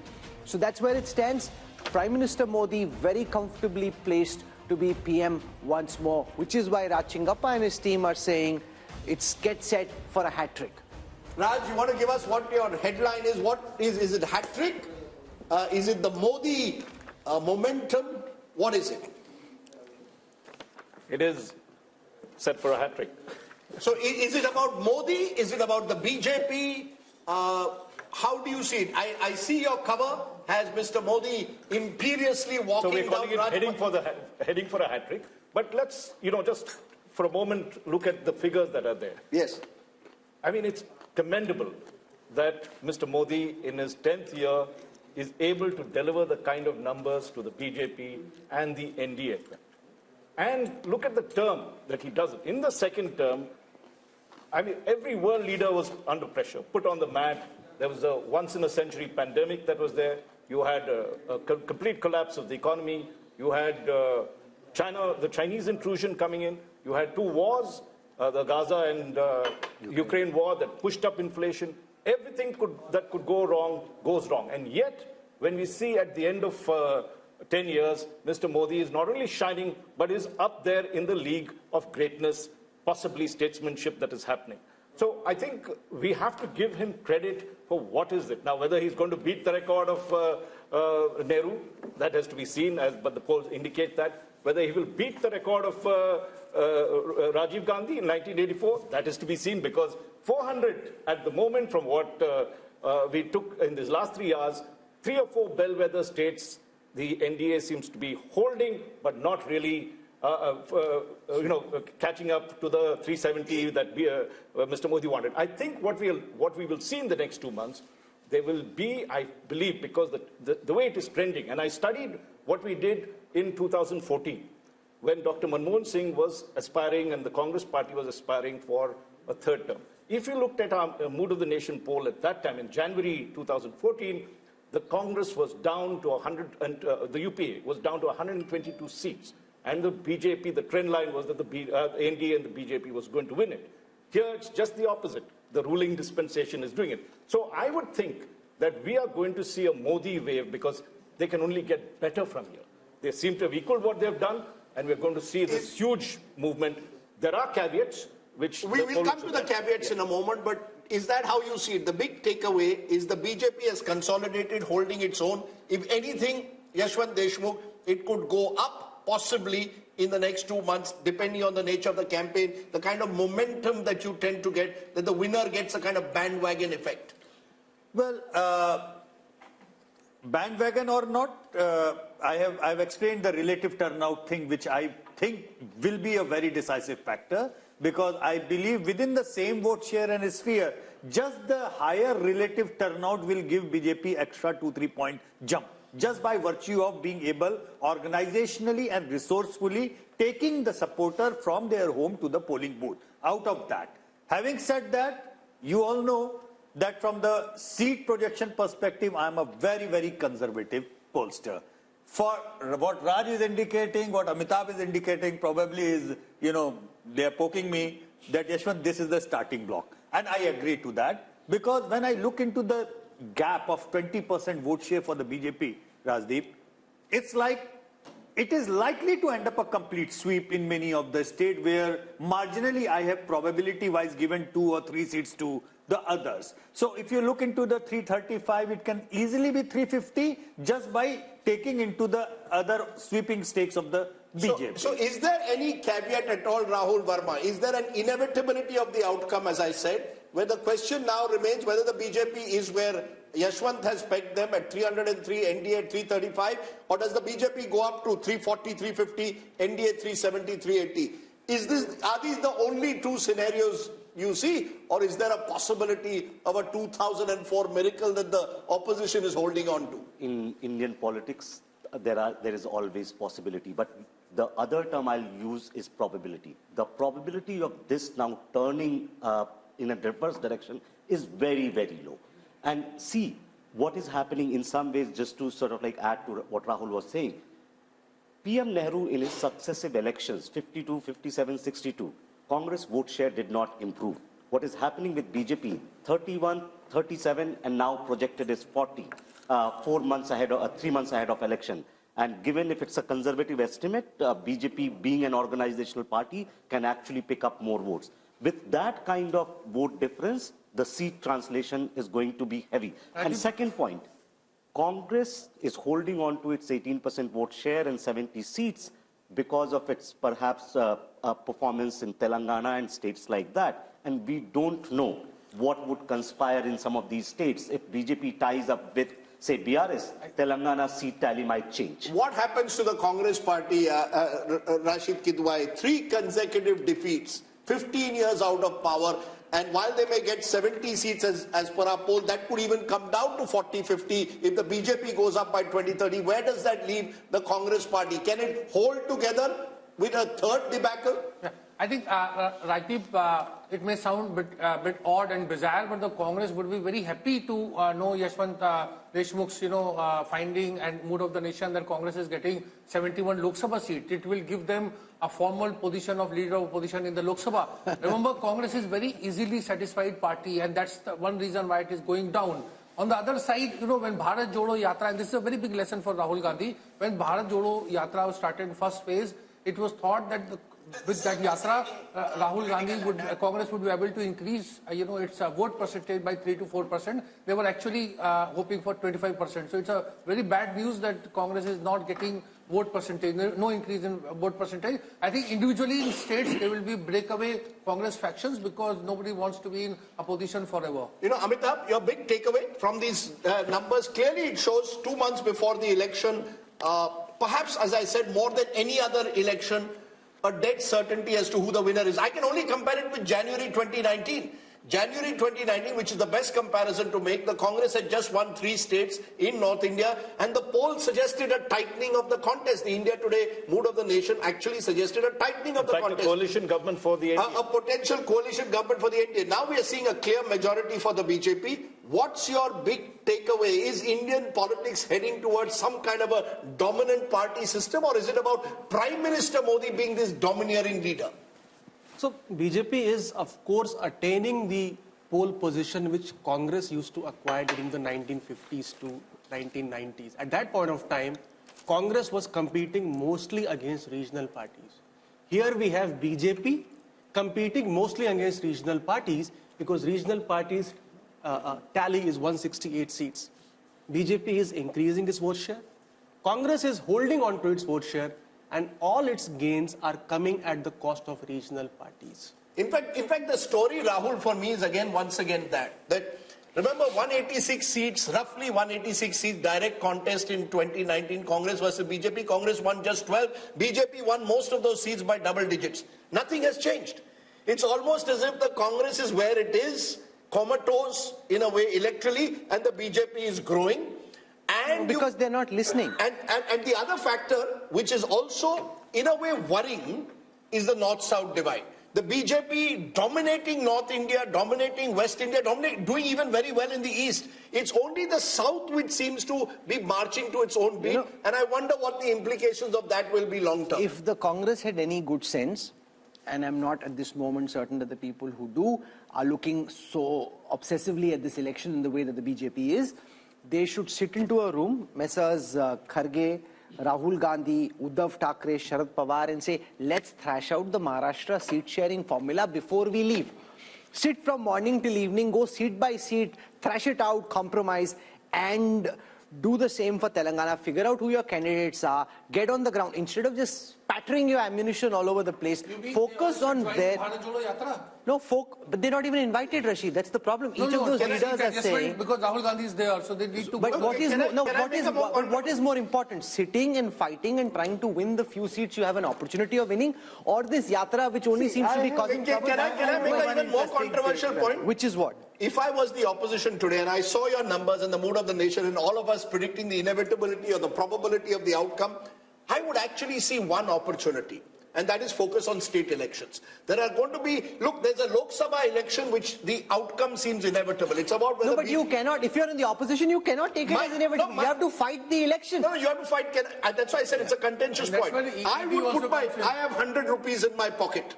I would put at least 80 rupees of that into state elections. There's Haryana, there's Maharashtra, there's Jharkhand, there's Bihar next year, then there's a series of other elections. Look, in the Lok Sabha, you can pick up, I'm only going by the mood of the nation, Rahul. You can pick up 20, 30 seats by what you're saying, better seat adjustments, do a little bit in Maharashtra, work out your numbers. You should do that. Of course you should. Every election has to be fought.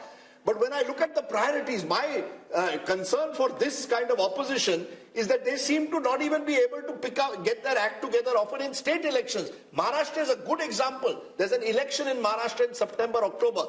You win Maharashtra, you lift the morale. Imagine what happens if you lose Lok Sabha badly and then also you suffer a debacle in Maharashtra and Haryana. Eventually, and don't forget, Karnataka, the government could be on notice given the kind of numbers that we are showing. Telangana, The Congress has a small majority. So, you know, the Congress Mukt Bharat or an opposition Mukt Bharat is in a way a reality if these numbers hold on. I would say focus on state elections, get your act together, and I agree with you.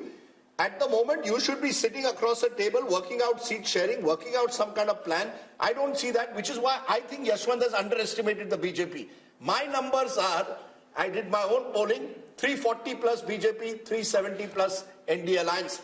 I'm not ruling out even a bigger number than that. Yes. That's the way I see it. I believe that the opposition is totally despondent. Rashid Kidwai, are we seeing a phenomena similar to what we saw during the Gujarat Assembly elections, where because of what Rajdeep is saying, because of what others in the opposition seem to be thinking, the opposition just gives up the fight? Like when I traveled through Gujarat in the last Assembly election, the opposition, the Congress wasn't even in the fight. AAP was trying to put up some fight. See, it's a self-perpetuating prophecy. If you don't fight, your opponents do even better. The BJP ended up with 154 out of 182. If the Congress had fought harder on every seat in every region, they may have done better. You give up the fight thinking, you take what Rajdeep is saying seriously, say, because the opposition takes what he's saying very seriously. If they start taking what he's saying seriously and not fighting this Lok Sabha election and preparing for the assembly election, jitna bura pitenge usse aur pit jayenge. Too late hai, Rahul. Ye sab hota chahiye tha 6 mahine pehle. You see, the biggest problem with this opposition in 2024 is there is no sense of ownership. There is regional parties and there is Congress. When we talk about Congress, there is an official AICC president Mallikarjun Kharge, and there is a Rahul Gandhi who represents the political leadership of the Congress. Now each person. So what does Kharge represent then? He's a Congress president, but he lacks that kind of political leadership. That's what I'm saying. There is no sense of ownership. Not and political leadership, political authority. He's not been given the political authority. Can I just come in at this point? Take a look at the opposition. If, for instance, the Congress, if it had won one state in the north, Madhya Pradesh, where it was, anti-incumbency was clear. So it was so close to actually turning the election. Because if you go back in the year that's there, firstly you win Himachal in December, then you come back and win Karnataka, I'm talking last year. You have the India alliance being formed at that particular point of view. You knew where your battles were. Okay. This is the difference between what the BJP does, which knows that these 3 seats were critical for them to get the momentum to win the Lok Sabha. Easily the story could have turned, and the mistakes the Congress started making. Sanju Verma is with us and Radhika Khera is with us. Sanju Verma, to you first. I hope you've got some laddus and some mithai for Yashwant Deshmukh, Raj Chingappa and everybody else over here, because it seems that the Prime Minister... She won't give me. She won't give you? She won't give me mithai. No, she just said you were doing a great job when you were trending. She should give you mithai also. Now, 304, after 10 years of being in power for the BJP, 335 for the NDA, it seems no matter whether you get to 400 and 370 or not, the outcome of the next election seems to be heavily skewed in your favor. Yeah, Rahul and Rajdeep, there's this famous saying by Norman Vincent, if you shoot for the moon, you will at least land among the stars. So whether it's 370 or 400 or 335, what have you. Point number 1, BJP is romping home with a massive majority all on its own. Point number 2, I remember that famous interview with Prashant Kishore a few days back, where Rajdeep kept asking him, what is the secret sauce around brand Modi? So I have something to say to the Congress. हम तो जीतेंगे ही, पर कांग्रेस के जो समर्थक हैं, ये ध्यान से सुनिए. जो जानकर भी अनजान बना रहे, उसे दर्द क्या बताना? जो जानकर भी अनजान बना रहे, उसे दर्द क्या बताना? अभी मगरूर है वो, खुद में उन्हें क्यों होश में लाना? अभी मगरूर है वो, खुद में उन्हें क्यों होश में लाना? एहसास तब होगा उन्हें जब छोड़ कर जाऊंगा. एहसास तब होगा उन्हें जब छोड़ कर जाऊंगा. फिर नहीं होगा मुमकिन मेरा लौट कर आना.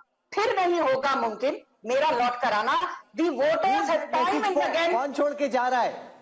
अरे भाई साहब, वोटर्स ने छोड़ दिया है, but Rahul Gandhi refuses to look into the mirror and get a reality check. But now I will speak with hard numbers. Just bear with me for 20 seconds. Before you go on, you've thrown a poetic punch. Radhika Khera, I don't know how good your shairi is. She's thrown a poetic punch at you.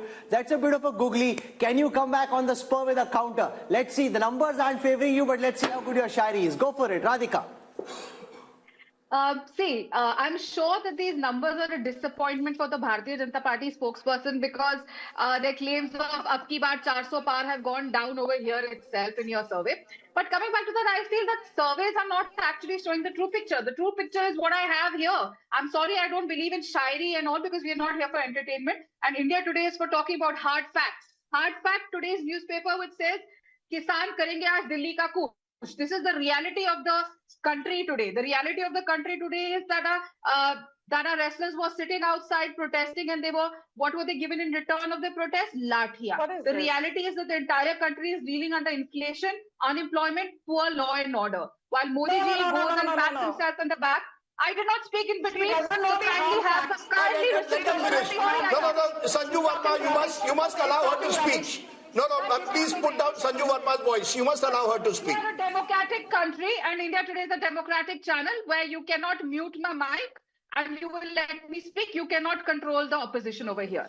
Well, coming back, the country is watching how over 100 parliamentarians were suspended for parliament because they were raising their voice. Country is watching everything. Country is watching how governments are being brought down, being scared by the ED. Parties are being broken down and new fractions are being built. Countries watching everything. Yes, there have been disappointments that we've had in the recent elections in Chhattisgarh, Madhya Pradesh and Rajasthan. But all surveys were predicting that Congress was winning Chhattisgarh. And Rajdeep, you even visited Chhattisgarh. The mood of Chhattisgarh was absolutely different on the ground.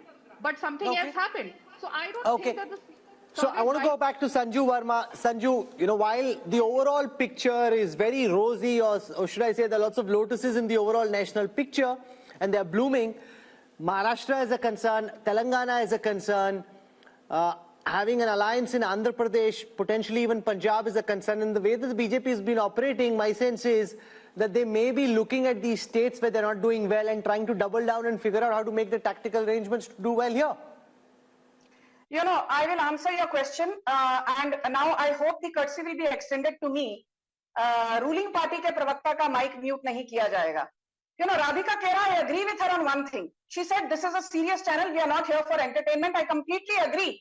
Entertainment to Rahul Gandhi de rahe hain, bharpoor entertainment as part of his Bharat Jodo Nyaya Yatra. Then he says, stuff mein koyla dalo aur stuff jal jata. I thought that the stuff runs on kerosene or fuel. For the first time I learned that the stuff runs on coal. So please don't sit here and give me your half-baked knowledge. Now I will come to the hard facts. Rahul, I will not even talk about what Mr. Arun Puri said in August 2023. These are famous quotes of his which I really love reading them all over again on every debate.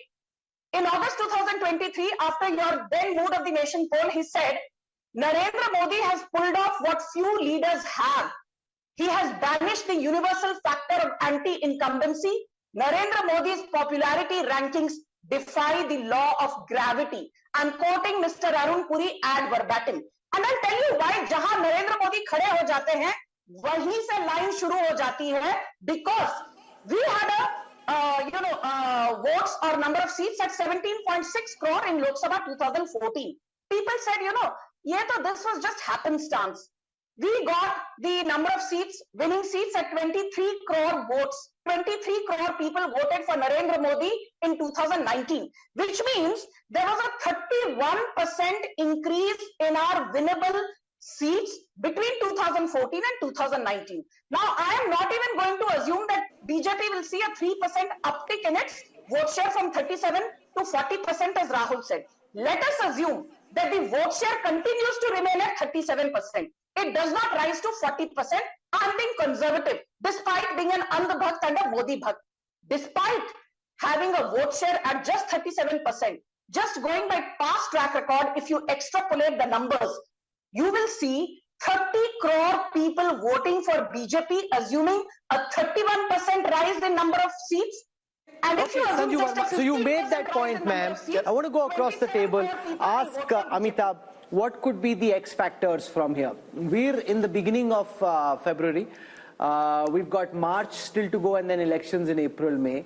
What could change? Good, bad for both the opposition and the government? See, X factors for the BJP clearly is the mood of the neutral or the undecided voters from now on, because BJP clearly has the momentum. The numbers are very strong for BJP. 335 NDA means if you add the reverses in Maharashtra and Bihar, which is 25 seat itself, 360. Plus you have a new ally from Andhra Pradesh, possibly 17 seats, 377. So mission 400 or 370 is not impossible. That's number one. This is largely predicated on the image of Prime Minister Modi. So if there is a black swan event which dents the popularity of Modi, that is the only event which could probably tilt the numbers in favor of the opposition. It's all about Modi, his popularity. He is getting the votes for the BJP, and he is the difference between the But this is an important point, Rajingappa, that it's essentially no matter who thinks what of it, the fact is, and you can quantify this, and we'll do this tomorrow, but if the BJP is winning in the way that it is, it's because of one man. And what this country thinks of one man, what anybody on this panel thinks of that man is inconsequential. The voters who we've spoken to would like Prime Minister Modi back. They have a direct connect with him. They have faith in him. They trust him. They want him back. Well, let's call it brand Modi. That is really a phenomenon that has happened. And just look at what Amitabh said.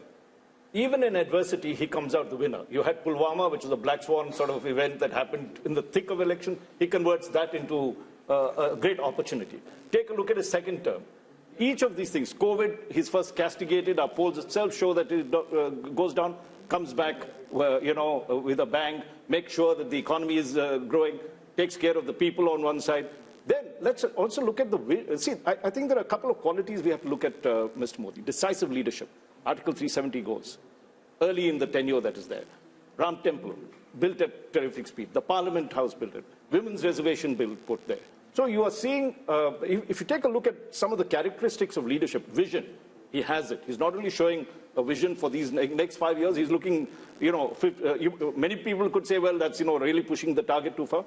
But he's giving a nation, an aspiring nation, a road to development. And I think that's very important. So he's able to balance the Hindutva sentiment, which is the cultural sentiment that you want, or the soul of the nation, with pragmatic governance, decisive leadership, and this quality that he demonstrates in terms of welfareism as well. So he's taken all the planks of the opposition, appropriated all of them, made it his own, and has really, that is why you're seeing he's the kind building, of results Rajdeep, a new republic. Whether anybody likes it or not, very different from the Nehruvian idea of India in the last 10 years, and he'll cement it in the next 5 if these numbers are correct. He has, in front of our eyes, built a new India. Look, as I said, the Prime Minister is a consummate politician, and it isn't easy to hold on to your popularity over an extended period of time, particularly when you've gone through several black swan events over the last decade. That is a given.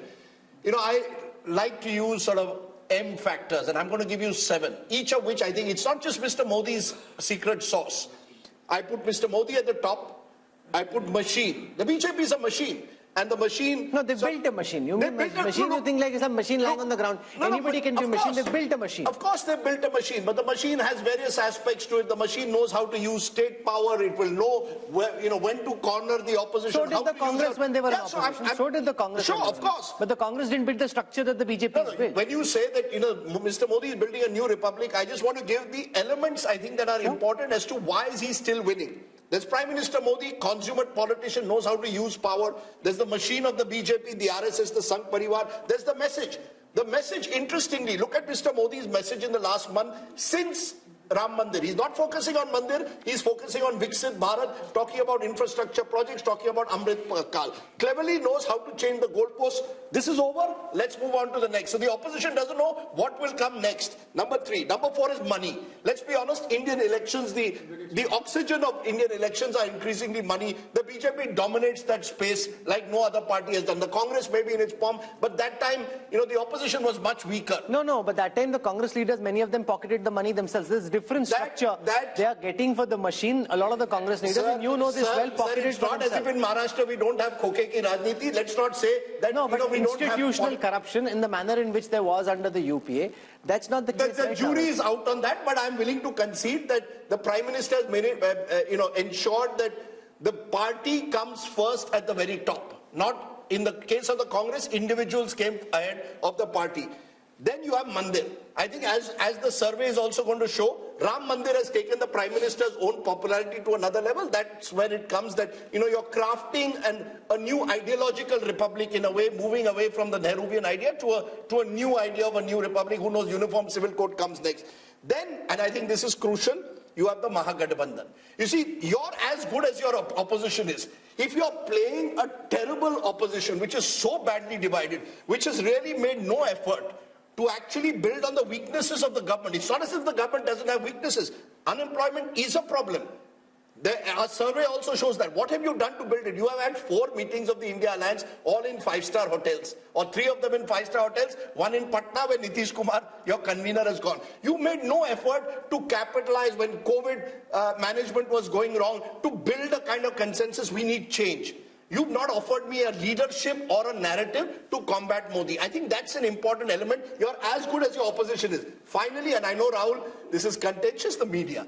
Let's be honest, no one has dominated the media space quite like Mr. Modi is. So we've never really questioned, for example, the misuse of the ED in the way that it should be. The poll also shows a number of Indians believe the ED is being misused. So I think Mr. Modi is Teflon-like. All of this comes together to make him almost impregnable, pregnable. And I think, credit to him.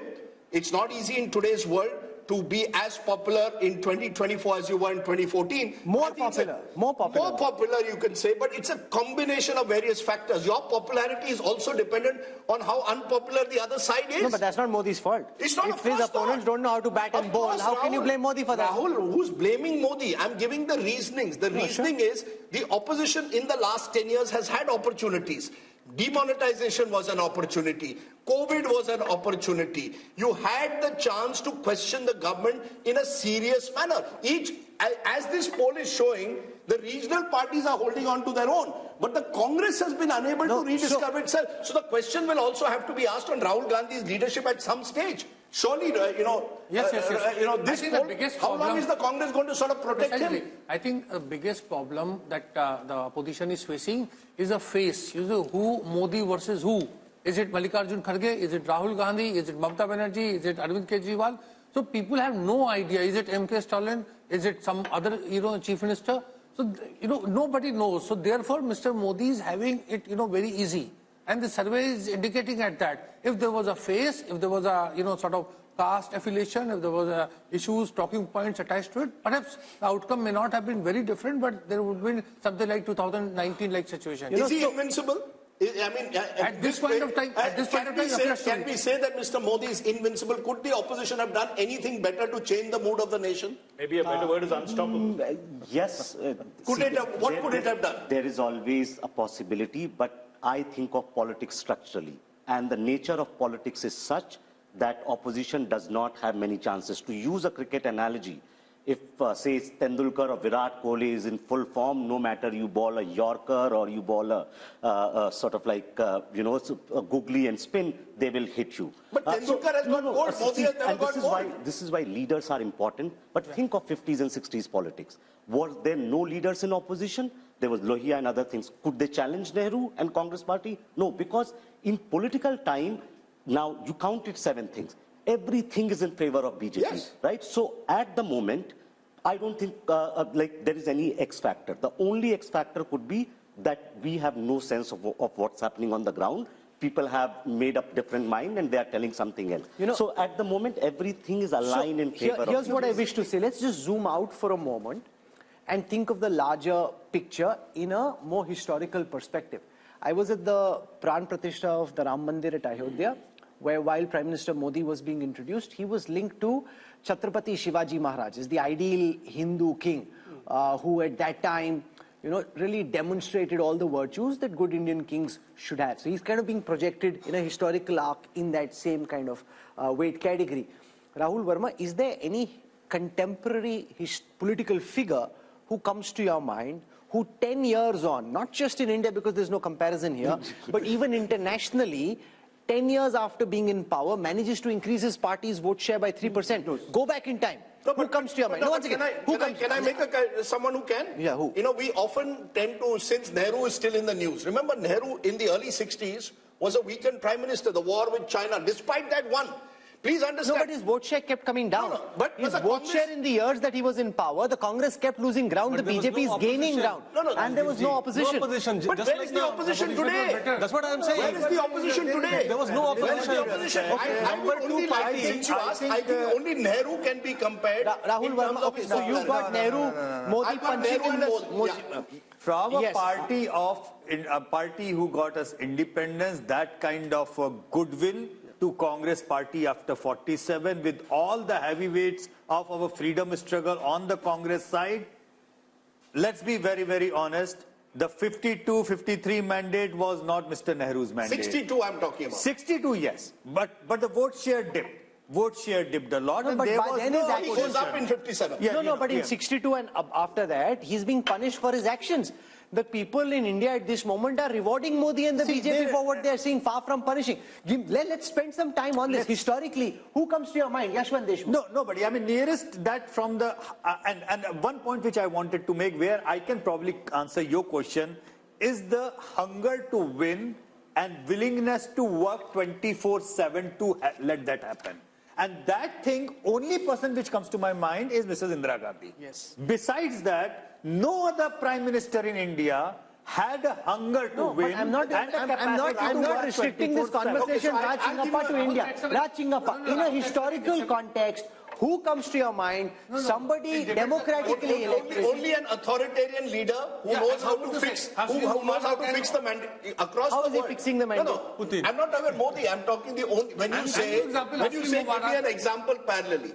There are democratic countries where you will have the likes of a Putin in Russia and Erdogan in Turkey, who will know how to, in a way, manage the mandate. Erdogan had a But very tough fight. He won with 6 percentage points. In a relatively free and fair system like ours, to do it over 3 elections with your popularity increasing, I think makes Prime Minister Modi sui generis. You look at Algeria, where there was, this thing that Burj Khalifa, when Nehru was there, then I went with Hamid Ansari, he was still Prime Minister. Yeah, but let's not compare Algeria with India. I think, Rahul, you make a very good point. In a democratic society like ours, with all the pulls and pressures, with, as we are seeing in our poll, South India having a very different politics, states like Maharashtra, Bihar, Bengal, Karnataka looking tough for a while.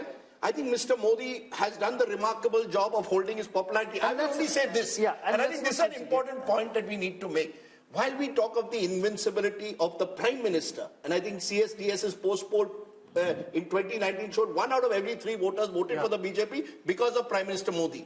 The BJP itself is not invincible. That's why I made the slightly controversial point that if I was the opposition, I would focus on states where Mr. Modi is not on the ticket. The BJP is weakened. You want a strategy for the future? Start from the states. The problem is you're going to make this, the India Alliance has come into this 2024 election with no clue of how they want to face up to Mr. Just Modi. to remind the viewers, Rahul, once and again, we are so damn focused on 14, 19 and probability of 24 that we are forgetting the fact that BJP as a party has lost 50% of the elections in this country in the last 10 years.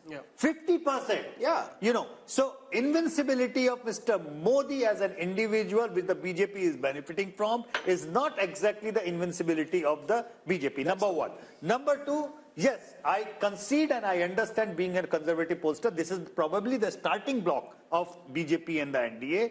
And majority of our polling was happened before the Ayodhya Pran Pratishtha. That impact has to come in, and with the way they are looking out for alliance partners and the way they are going about it, this can only go up. Having said that, if you will ask me if there is any, I don't see a black swan because nobody can predict a black swan, but one red flag, that is the complacency factor.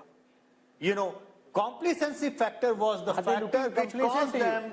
Are they looking complacent to you? No, they are not. But 2004, urban areas, the turnout dropped by 18%, and that caused Modi the is no BJP. Vajpayee. That's precisely what I was trying to say. They have learned their lessons pretty hard, and neither Modi is Vajpayee, nor Mr. Bhagwat is Mr. Sudarshan. Sure. Both the factors are remaining. Can I give you a very interesting anecdote? Just this morning, I was told by an MP, Parliament has been extended by a day.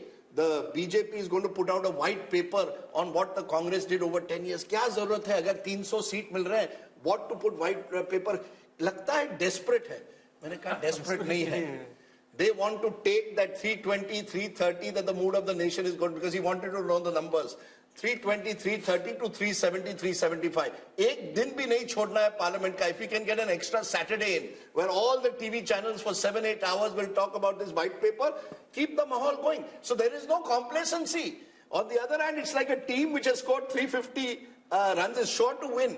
But things, yeah, last 10 overs, all 100 run karke 450 jate. Tiwari, look at how this 400 par is seeping into the psyche of the opposition. The Congress guests we had today, even Kharge ji in parliament, they are referring to 400 par. They should be dissing the idea of that. It's like you have the most, forget ideology for a moment, you have the most competent practitioner of the political craft up against the most inept practitioners of politics in the Congress. You are right. That is why you when right, you Rahul, have them go head to head. What Modi did, sorry, Raj, just a quick point.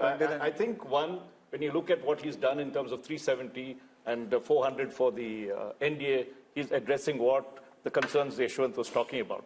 He has pushed the bar even further, higher and better. So, and today you feel he's getting 303 and we, he shouldn't be getting 400. No, but you heard what Rashid said. The second point. Congress will be happy with this. The second point I would like to make. Choda point. Yes. You see, the Congress thinks that if India Today and Yashwant Deshmukh are saying 71, it means Congress is well past 100 seats. That's how they're thinking. Yeah. No, I just have a quick addition to this one. You were asking about who else would you...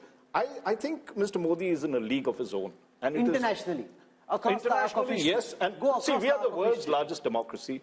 I think we have produced great leaders. Precisely. You may not agree with Nehru or what he did. Come at the hour, it was Nehru. Come at the hour, this time, it was Modi. And I think we must, in many sense, commend that rather than bring comparisons Indira Gandhi. Okay, so Nehru is one comparison. I'm saying go internationally, Raj, with all the expertise and experience. You see, there, you could get other kinds of leaders who had just held on to power. In the recent power, probably you can't have any comparison with American presidents because they have to give up their terms in two terms. You might end up with a Putin, Erdogan, and all those. These are not the kind of leaders you'd like to match this. Or even Xi Jinping, the other side, right? He's also there, but of course a completely different system. So if you really look in terms of democratic nations, as I said, he's in a league of his own. I don't think we need to bring comparisons. Here's a person, as Rajdeep described, we had talked of leadership. We have to appreciate that. May like him, may not like him. There is something about him that is, converted a nation of 1.6. I think, again, I completely agree with Raj, and just to add to him, see, what sets Modi apart from everyone, that, see, Nehru inherited a party and an organization. Modi also inherited. But BJP was not present in many parts of India as a strong force. What Modi has done in these 10 years has put the party on map in eastern India. In many states where they were in single digit are now running governments, right? So what he has done electorally has basically created that machine which was there, maybe using all kinds of things. But now BJP is a very, very formidable and unparalleled election machine in contemporary politics across the globe. I think that is one of his biggest contributions. Can I add two more M's? Interesting. One is middle class. I remember Arun Jaitley telling me this 10 years. He says, as India becomes more and more middle class country, he believed that the BJP was there at the right place, right tap to capture on the energies of this middle class. I believe post 1991, ironically, the Congress party didn't capitalize on the zeitgeist of this new India. They went in the other direction when they should have actually taken credit for Manmohanomics, built this middle class constituency. Look at across urban India, and as India gets more and more urbanized, look at BJP's performance across urban areas. Mr. Modi is popular in both rural and urban. We forget the Labharti scheme and the impact that has had, direct benefit transfer, using it to put money in people's hands. But I think middle class has become a core constituency of the BJP, and they've built around that. And whether we like it or not, it may be the elephant in the room to some majoritarianism. Particularly in North India, there is a sense of a Hindu majority. The point you made, a new republic, somewhere it's the Hindu assertion. That also is a major factor. When I add Labharti and Hindu assertion, I don't think you can win an election. But which government in the past, Rajdeep, has spoken of making India a developed country and set a timeline for it? Sure. And actually then mobilize the will and try to build the circumstances which allow us to move in that direction. This is the only other government that I know. Rahul, there I want to only put one small caveat, which is there are areas of darkness in this country. Let's be honest. Whether it's the ethnic No, but there are areas of darkness in the United States. There are areas of darkness in Europe. Rahul, just as I believe the middle class has arrived, unemployment is a serious crisis. It's going to get worse in the era of automation. In education systems will not be able to match what the new market needs. I just think let's not say that we've reached there. No, Mr. Modi is offering a dream. Mr. Modi is offering a dream and making the effort to achieve that dream. He's offering a dream. He's offering a vision, and he's making the effort to take us in that direction. So it's not as if he's sitting on his laurels. But then aspiration is not just middle class, Rajdeep. Middle class is like 50 shades of grey. Anybody who is not in BPL family is a middle class. Okay. So from lower middle class to middle class to the higher middle class, it's an aspirational class. And he is a person who is showing a vision and a dream that, okay, you are maybe suffering, but what the India which I'm trying to make will be a great India for your kids, your grandchildren. And he's working towards that. But then tell me, if this was also perfect, the double engine, as we saw in certain states, doesn't work. I think India is too complicated to reduce it to, Modi's captured the attention of all of India in every election. That's why he's captured it in a presidential style. In elections, increasingly are presidential at the national level. Mera leader kaun hoga? Mera prime minister kaun hoga? Mr. Modi, with his consummate ability as a communicator, and the point I keep making, Rahul, which Prashant Kishore also now makes, Mr. Modi's been around 50 years in politics. He's seen various, these black swan events, you're able to conquer sometimes through your past experience. It's like a journalist. If you've been 40 years, we can do live program. Pehle saal, it was a struggle. Mr. Modi's been there. He's done the hard yards. Let's give him credit. He's been in power since 2002. He's been in power for 22 years, and that gives him experience of hand. On the other side, he's become elite. You've got regional leaders who've been stuck in their states. I think one of Mr. Modi's major achievements is from Gujarat Chief Minister. When he became Gujarat Chief Minister, we thought, ye kaise banega, RSS ka aadmi hai, has no experience in governance. When he becomes Prime Minister, we said, yeah, Prime Minister kaise banega? You said. Look, no, one minute. I will say this, and I have proof. Mr. Javed Akhtar at a dinner in 2012, 1 week after Modi won Gujarat a third time, he said, yaar, kya lagta hai, Modi ji aayenge center pe? To maine kaha, hai, I think Modi ji will come to the center. I think he will win the elections. 2012 December, before he tilted. He said, nahi, he is haunted by 2002, nahi ho sakta hai. I said, sir, there comes a time when a person can sort of go beyond his sort of past to the future. So I will not take that, but I will say this, that he surprised people. I would certainly. And he continues to surprise people. He continues to surprise. He continues to surprise the same people who never cease to be surprised. But that's a different matter. That's a good line. That's a good line. No, but it's true. It's true. That's true. The thing is that, see, the matter of fact is that he works hard. And I think pretty much, and I've said this to Raj, that, as one of my physics professors, he never used to give us marks on the final answer of the numericals. He used to give us the marks on what did we attempt. Dimag lagaya ki nahi lagaya, koshish ki nahi ki. I think Indian voters are coming to an age where they want to see the leaders make an effort. If you make an effort, they are even willing to own up your failures. See how people have owned up his demonetization failure. Okay. People, majority of them say, galat tha, lekin sahi niyat se kiya. Okay. So we are out of time. We are out of time. We need to finish. There are two politicians which are fascinating in that sense, using this effort point. One is Mr. Modi, one in a very different way, Naveen Patnaik. 25 years, never lost, and you ask people, nahi sir, koshish kar raha hai. You see, Indian voters, he's right, want to reward well-intentioned. Okay, so we are out of time. We need to wrap up. Rajdeep? No, just one little point. I think it's more than just try. Modi delivers. He has demonstrated that on time also. Whether it is building a parliament building, getting things done, he makes sure. And that is the culture change. And also remember that at the end of 10 years, Dr. Manmohan Singh, with no disrespect to him, was completely tired. The government was just coming apart. Even Vajpayee ji, at the end of his 6 years, was very tired. He had to say not tired, not retired, but the government wasn't energetic. Prime Minister Modi continues to stay as energetic, as pumped up, where people around, and I've seen younger officers, much younger than him, and at New York, at the yoga day, I asked one young officer in his team, "Arey, tum kyun nahi kar rahe?" "Arey, nahi, unme zyada energy, hum mein kam." So, that's like people half his age. Okay, so Rajdeep, before we wrap up, if you were Modi, what song would you be singing tonight? What's that song that Shah Rukh Khan had? Number one. I don't expect me to know. What is Does the song? anybody else know? Batao, I'm the best. I'm the best. I'm the best. I'm the best. Koi hero yahan, koi zero yahan. I'm the best. Look, Mr. Rahul Gandhi, what song are you singing tonight? You're putting me in trouble because I know that. Kya hua? Kab hua? Kaise hua? Look, there are lots of songs. But look, seriously, I hope for the Rashid sake... has another song. Can I though say something? For the sake of Indian... Okay, Amitabh Tiwari, 1 second.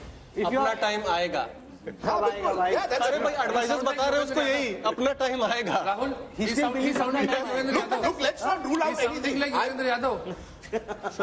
He's saying Rahul Gandhi thinks अपना time आएगा. नहीं, Rahul Gandhi is being advised कि साहब आपका time आएगा. Look, I hope for our sake of our democratic process and indeed for our television coverage, we have an exciting election. I hope that this mood of the nation doesn't result in most people believing up kyun dekhna hai. No. Jeetna to hai. But I hope we have a contest. is that the reason he has given this shagufa of 360, 370 and 400? Because he might be feeling, Rajdeep bore ho raha hoga. Kuch naya do. We're out of time. Something if you look at the numbers across social media, across digital, across television over the past 4 hours of programming, I can see that there is interest. So Rajdeep may be feeling slightly, there's no fun over here. There's a lot of excitement, buzz around the India story, a lot of excitement about the Bharat of the future and around these poll numbers as well. And I think that will continue through. So I think Rajdeep's earned his dinner. Sung for his supper? Sung for my supper. India has been modified, it appears, as per the mood of the nation.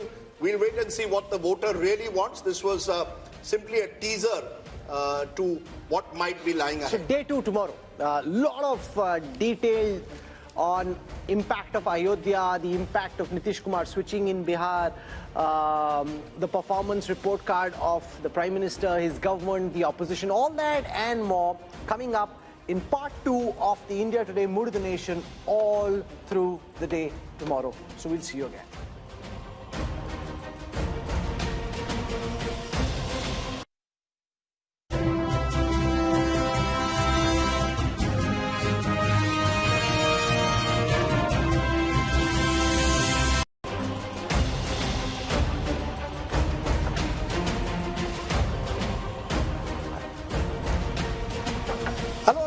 You're with the India Today Mood of the Nation biannual survey brought to you in partnership with C Voter, which has done this comprehensive nationwide survey at a time when all eyes are on the big question: who will win the general elections of 2024? That's the question that we're going to answer in a detailed manner this time, but not just the big picture. We'll be going state by state to bring you all the results you've been waiting for. This is the last Mood of the Nation opinion poll before the general elections of 2024, which is what makes this that much more important, and so much rides on the results of this Mood of the Nation opinion poll. Let's introduce you to our guests who are going to join us over the next several hours as we bring you the results of the Mood of the Nation poll. I want to start by introducing Yashwant Deshmukh, lead cephalogist at C Voter. He's got this fancy Himachali cap on and has been working very hard over the last several weeks, and lots of changes, Rajdeep, in the chess drawing board, forcing revisions in the MOTN sample. So he's really been working doubly hard, not just because of us, but also because of all the changes that happen. And there could be more changes within the next month. Change is the only constant. Next month or tonight, tomorrow, there could be changes galore, and therefore we'll have to keep looking at these numbers very carefully. Flanking him is Raj Chingappa, editorial director at India Today magazine. He and his team have worked on compiling and dissecting the results of this poll, and you can read the analysis in the new issue of the magazine, which is out in stands now. We've got Amitabh Tiwari, who's joining us, political analyst, and to our left we've got Rahul Verma. Rashid Kidwai joins us, and we got Sanjay Kumar from CSDS. So this is really as sharp a political panel as can be, and I'm discounting myself. And no, I'm keeping Rajdeep there, discounting myself, but a very sharp panel on this. So what we'll do for a moment is take you through the methodology. adopted by C voter for this poll, and then we'll go state by state in getting you the results of this poll. So this Mood of the Nation opinion poll was done between the 15th of December and the 28th of January. Largely, some polling happened later when there were specific changes like there were in Bihar, but largely between the 15th of December and the 28th of January. For this poll, the sample size was 35,801. But C voter, as our viewers know by now, has a continuing tracker sample. So that adds 1,13,000 interviews to the Mood of the Nation sample, giving us a robust sample size of 1,49,000 for this sample and the tracker that's been going on between the 15th of August and the 31st of January. So there's a 3% plus minus margin of error at the micro level, and Yashwant claims he has a 95% confidence level. So that said, Rajdeep, let's now dive straight into the numbers for Uttar Pradesh.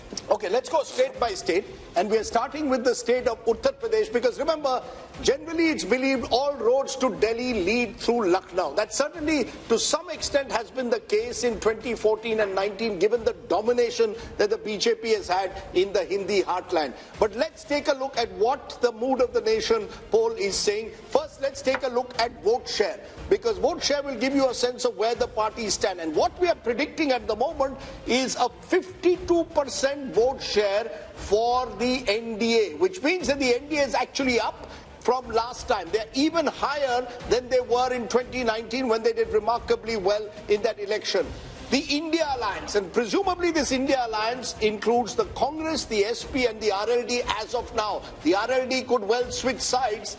Therefore, at the moment, they're at 36%, up 10% last time, but they have lost the BSP, which was in 2019 with the Samajwadi Party, and others 12%, primarily the Bahujan Samaj Party. But the key thing is, how does this translate into seats? That's the difficult task that Yashwant has undertaken. The seats, what would the seats be in the 80-member UP Assembly? And just take a look at that. The NDA goes up from 64 to 72 out of 80. It's a gain of 8. So NDA, BJP holding rock solid in the saffron heartland in a way. The India Alliance 6 to 8, so only a marginal increase, and that's divided between 1 for the Congress and 7 for the Samajwadi Party. Others are completely wiped out. The 10 last time were the BSP. So Rahul, the first big numbers clearly show the BJP holding its own in what's become its bastion. And if the BJP is already at 72 in the way the state plays right now, Yashwant, the most important question is, now that RLD is very clearly in talks with the BJP, if Jayant Chaudhary was to join the NDA, where could that 72 reach? Well, I mean, of course, it will impact minimum number of 2 seats for sure. But it's not just about how many seats that RLD is contesting and they are likely to win. It's also about the overall impact of the Jat voter consolidation in the entire Western UP, and not just Western UP, but across in other states which have a significant number of Jat voters. So that, having said that, Rahul, let me be upfront about this one. And me and Raj discussed this so many times about the numbers of the seats and everything. You know, I am a conservative pollster. And I find it very difficult to tell people that, you know, why are these others or other NDA numbers or non-NDA numbers coming up, even when you have NDA or BJP crossing 50% of vote? That is simply because of the probability. When you say any party is there in that particular region, even if you cross 0 to 1, in UP with 6 regions, you end up with 0 to 6 kind of range. So it's also a question of probability. Otherwise, this number with this kind of a vote share could end up anywhere. So you're saying it could be 80 also? I will not say it cannot happen. No, because he's sitting on 72 and he says, I'm conservative. No, it is a possibility. You know, it can't be ruled out. But let's, you know, we are T20 style today. So I'm going to ask all our panelists quick responses, because we are going through the entire country. Raj Chenkappa, Uttar Pradesh, as I said, the road to Delhi reads through Lucknow. If this is the result of Lucknow, clearly the keys to Delhi are in the hands of Prime Minister Modi. No doubt Uttar Pradesh is the bellwether state, and if it is showing the kind of results that the India Today C voter poll is showing, the BJP is on its way. I would only like to point out a little bit of history because Prime Minister Modi had said he'd want to win 405 seats and for the BJP 370 seats. So if you look back, the only person who did that was Rajiv Gandhi, who won 405 and of course subsequently became 414 when Assam and Punjab were added on. And at that time in UP, that was the undivided UP, I think the Congress won 82 out of 85 seats.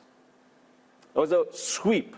Now, if we are going by these figures, and they've touched 50%, I'm sure the other pollsters would say that the BJP would require to max in Uttar Pradesh if it has to get its target of 370 that it wants. Remember, those two elections are very different, Amitabh Tiwari, because the 84 election was held in the aftermath of the assassination of then Prime Minister Indira Gandhi. It was an election won largely on the back of sympathy. Here is Prime Minister Modi, who's been in power for 10 times. This is not a empathy, sympathy vote. This is a performance vote. If you end up 72, or if Yashwant says could be even higher, that would be the most incredible performance imaginable. Yeah, so if these numbers hold true, if you see whatever is BSP's loss of 10 seats is largely accruing into the tally of the BJP. BJP is gaining 10 seats at the expense of BSP. So if these numbers hold true, then what is clearly being shown is that it is largely a pro-incumbency vote. It is a pro-Modi vote, it's a pro-development vote, it's a pro-vote for his policies and the way he has handled the economy. But are you surprised because Rahul Verma, Uttar Pradesh was for a long time, for about 30 years, completely fragmented. Now suddenly, since 2014, the BJP has come to dominate the state, 2 general elections, 2 assembly elections, and now you could have a 3rd general election. Is the BJP therefore entering into UP much like it was in Gujarat, a completely dominant party, 50% more, 50% vote and more, suggests a dominant state? Absolutely, Rajdeep. One reason for fragmentation in the 90s and early 2000s was that there were at least 4 credible players that were present. BJP, Congress, SP and BSP, the regional parties were very, very strong. Over a period of time, Congress declined and also BSP declined. So why Yashwant is saying that the numbers are conservative? Because this time BSP is moving out and they are still holding on to 10% or some vote share there, which means that actually the numbers could be much more than 75, even touching 70. No, but here's the thing. It reflects the continuing trend of elections becoming bipolar. Remember, the BSP, according to Yashwant's analysis, is projected to come down from 19% vote share last time to 8% this time. That's 11% down. And this is a party which in 2007 had won 200 plus seats. So that just shows how the BSP has ceded ground to now become a rump. 8% Sanjay Kumar for the once mighty BSP just shows that for time to come, elections in UP will be BJP on the one side and Samajwadi Party on the other, with a much weaker Samajwadi Party against a much stronger BJP. Rahul, we need to understand why elections are becoming bipolar not only in UP but in Bihar and many other states. Because I get a sense that the entire election now is being contested in the name of Prime Minister Narendra Modi. I don't see this election as a contest between Rahul Gandhi and Narendra Modi or Narendra Modi versus any other leader. It is a referendum on how do you rate the performance of Prime Minister Narendra Modi. So people are divided on 2 axes, pro-Modi, anti-Modi. And you see the election becoming bipolar on this, not on the issues, but largely on this factor. If you are on pro-Modi side, you tend to align, your party tend to align with NDA. And if you are anti-Modi, you tend to align with the UPA. Or if you're not able to align with the UPA, then you go alone. But that is what is happening in UP. But where does this lead, therefore, the India alliance, Rashid Kidwai? Because you've got a situation where you are tying up with the Congress and Samajwadi Party tying up. We still don't know how the seat distribution will take place. But when they look at these numbers, there'll be a sense of hopelessness almost, particularly if Jayant Chaudhary also leaves the alliance. Even if Mayawati, was to come on their side, which seems unlikely in a few weeks' time, either way, India Alliance is starting this race with one hand tied behind its back. Yes, Rajdeep, there is a total sense of despondency, but I still think Mayawati is the biggest insurance policy that BJP has in Uttar Pradesh. Imagine this 8-10% vote going to India Alliance would have made material difference. And second thing is, how many, Gandhis, three Gandhis, Rahul, Sonia and Priyanka, how many of them are going to be in fray? Because unless they contest, and same applies to Samajwadi Party, Akhilesh Yadav and Dimple Yadav and all those people, credible people. Now, what's your sense? Will any of the Gandhis contest now? I think they are looking for Rajya Sabha route. At least one of them will get into No, but Rajya I don't Sabha. agree with Rashid Kidwai. He says BSP joining the India alliance makes a difference. Even if I add 36 and 8, that's 44. Up against 51 for 52 for the NDA, it still leaves them 6 short. No, but so even if there is perfect transfer of votes, even if there is perfect transfer of votes, which we saw in the last elections when they were both stronger in the BJP, not as strong, it still didn't make a difference. Look, Rahul, BJP is the dominant party of UP. There's no doubt about that. And all the other parties are basically trying to compete for that same anti-BJP vote that exists. So even if they come together, they're actually only consolidating the anti-BJP vote. The BJP vote itself, once it's crossing 50%, even if it was 48% tomorrow, they would still be well over 60 as they were in 2019. So I think... And Rahul, we are not factoring in the Ram Lahar, which is there. There is a lot of... Why people are shifting? Because they think that there is going to be a huge, consolidation in favor of BJP in Uttar Pradesh. And that explains So this was a cricket match and the BJP ends up 72 out of 80 in the first state, and the projection across our table of really sharp political minds is that it could actually even be more. Then, the Congress and the India alliance are out of the race even before the race has begun. Shehzad can say, okay, thank you very much, I don't need to do the talking. Modi is doing the talking for me. Rahul, no game is over till it is totally over. So I know this is a very disappointing save for the India alliance, but I must say that despite all the advantages that the Prime Minister and Amit Shah and BJP have built up over these 10 years or so, they're still pretty much at 50%.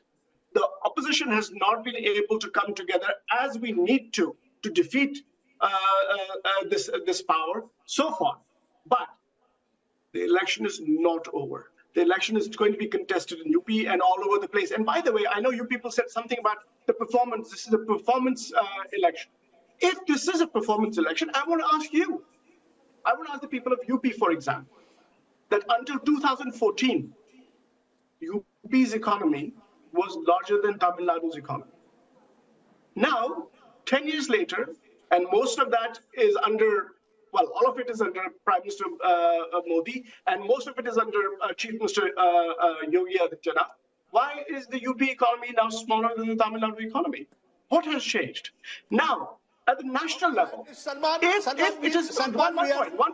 are doing a T20 style analysis, so we want 1 point at a time. You made your point. Let Shehzad Poonawala now respond. Shehzad, the fact is that UP is seen now as a dominant party state. Do you give credit to the Modi factor, the Upyogi factor, a combination of both, the fact that the double engine there seems to be really working at the moment? Rajdeep, I give credit to 3 factors, and let me complete my answer. 1 is Ram Lala, 2 is Geeta, and 3 is PD. And let me complete. Ram Lala means Rashtriya Suraksha, Mahila, Labharti, Leadership, and Arthvyavastha. Geeta means growth, information, innovation, infrastructure, technology, and Atmanirbhar Bharat. And PDA means performance, delivery, and aspiration. Today, Rajdeep, Modi ji and Yogi ji have converted the vocabulary of people like you from anti-incumbency to pro-incumbency, where even the most critical cynics like Yogendra Yadav and Rajdeep Sardesai in the Democratic newsroom also have to say that BJP ko सबसे ज्यादा number मिलेंगे ही. This kind of conversion happens when time after time the people see the leadership and the performance of the party on the ground and overall, because we have a mission and a vision. We are not people of commission, corruption, ambition and family profession, and therefore I give credit to Ram Lala, Geeta and PDA. I love his acronyms. He's going to go very far in politics, given those acronyms. Mr. Modi has clearly got a few bucks in the party who know how to use acronyms rather well. What I want to do now is play out a small excerpt from a show we had earlier today from Lucknow, where we spoke to voices on the ground, trying to get a sense of the pulse in Uttar Pradesh. So here are some excerpts from the Mood of the Nation poll from Uttar Pradesh from earlier today.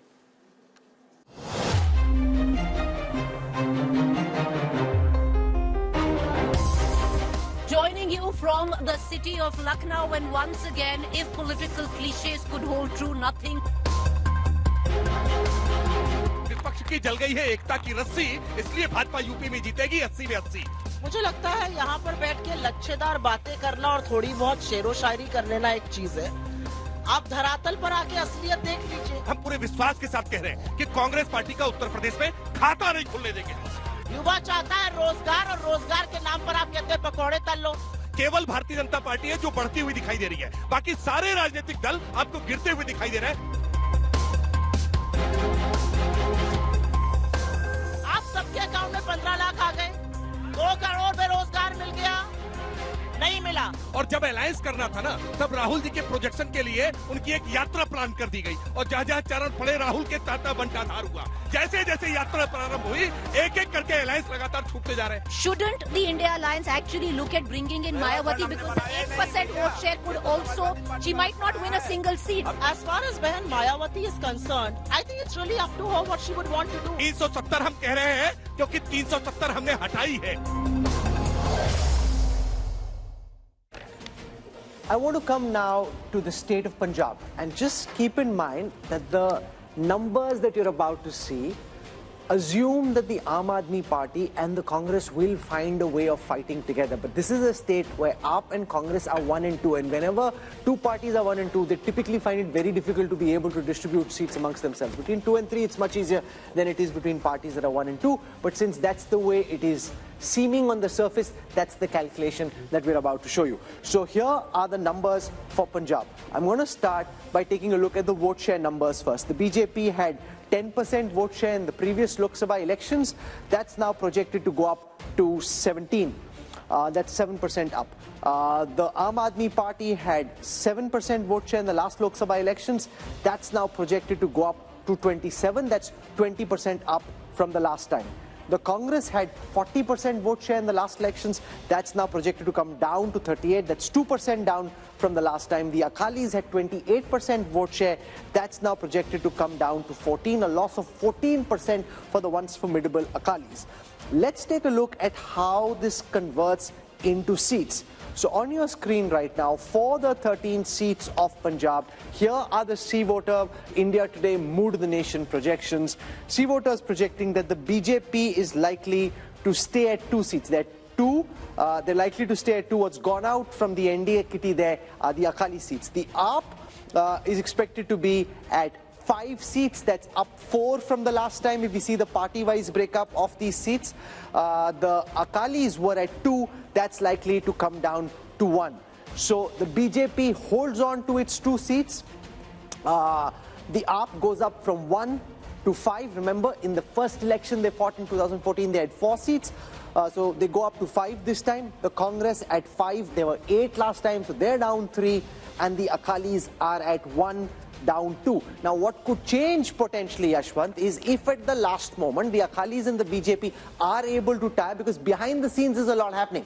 It's not firm, finalized, both sides haven't decided. The Akalis we know are keen, the BJP is 50-50, wishy-washy, but that can change anytime. And if that changes, how does that potentially change these numbers? Of course, I mean that would be having some impact for sure, because I guess that between the Akalis and the BJP, even though there has been quite a lot of bad in the recent years, as far as the core voting is concerned, they are pretty much supplementary in nature. The core has been anti-Congress vote at large, which the Akalis and the BJPs have been tending together. So this separation might have split it vertically, because BJP ran away with the Hindu votes and Akalis were with their Panthik votes. But if they come together, definitely that will have an impact. But it will not be the same kind of seat sharing, Rajdeep, that is for sure, because wherever BJP is going back with their old allies, the seat sharing equation is no more the same, which was defined by Vajpayee and Advani. But you know, this is a fascinating state, Raj and Gappa, because the alliances have changed dramatically in the last few years. The BJP and the Akalis were together. AAP versus Congress was the battle of Punjab. They've now come together. They may not have chemistry on the ground.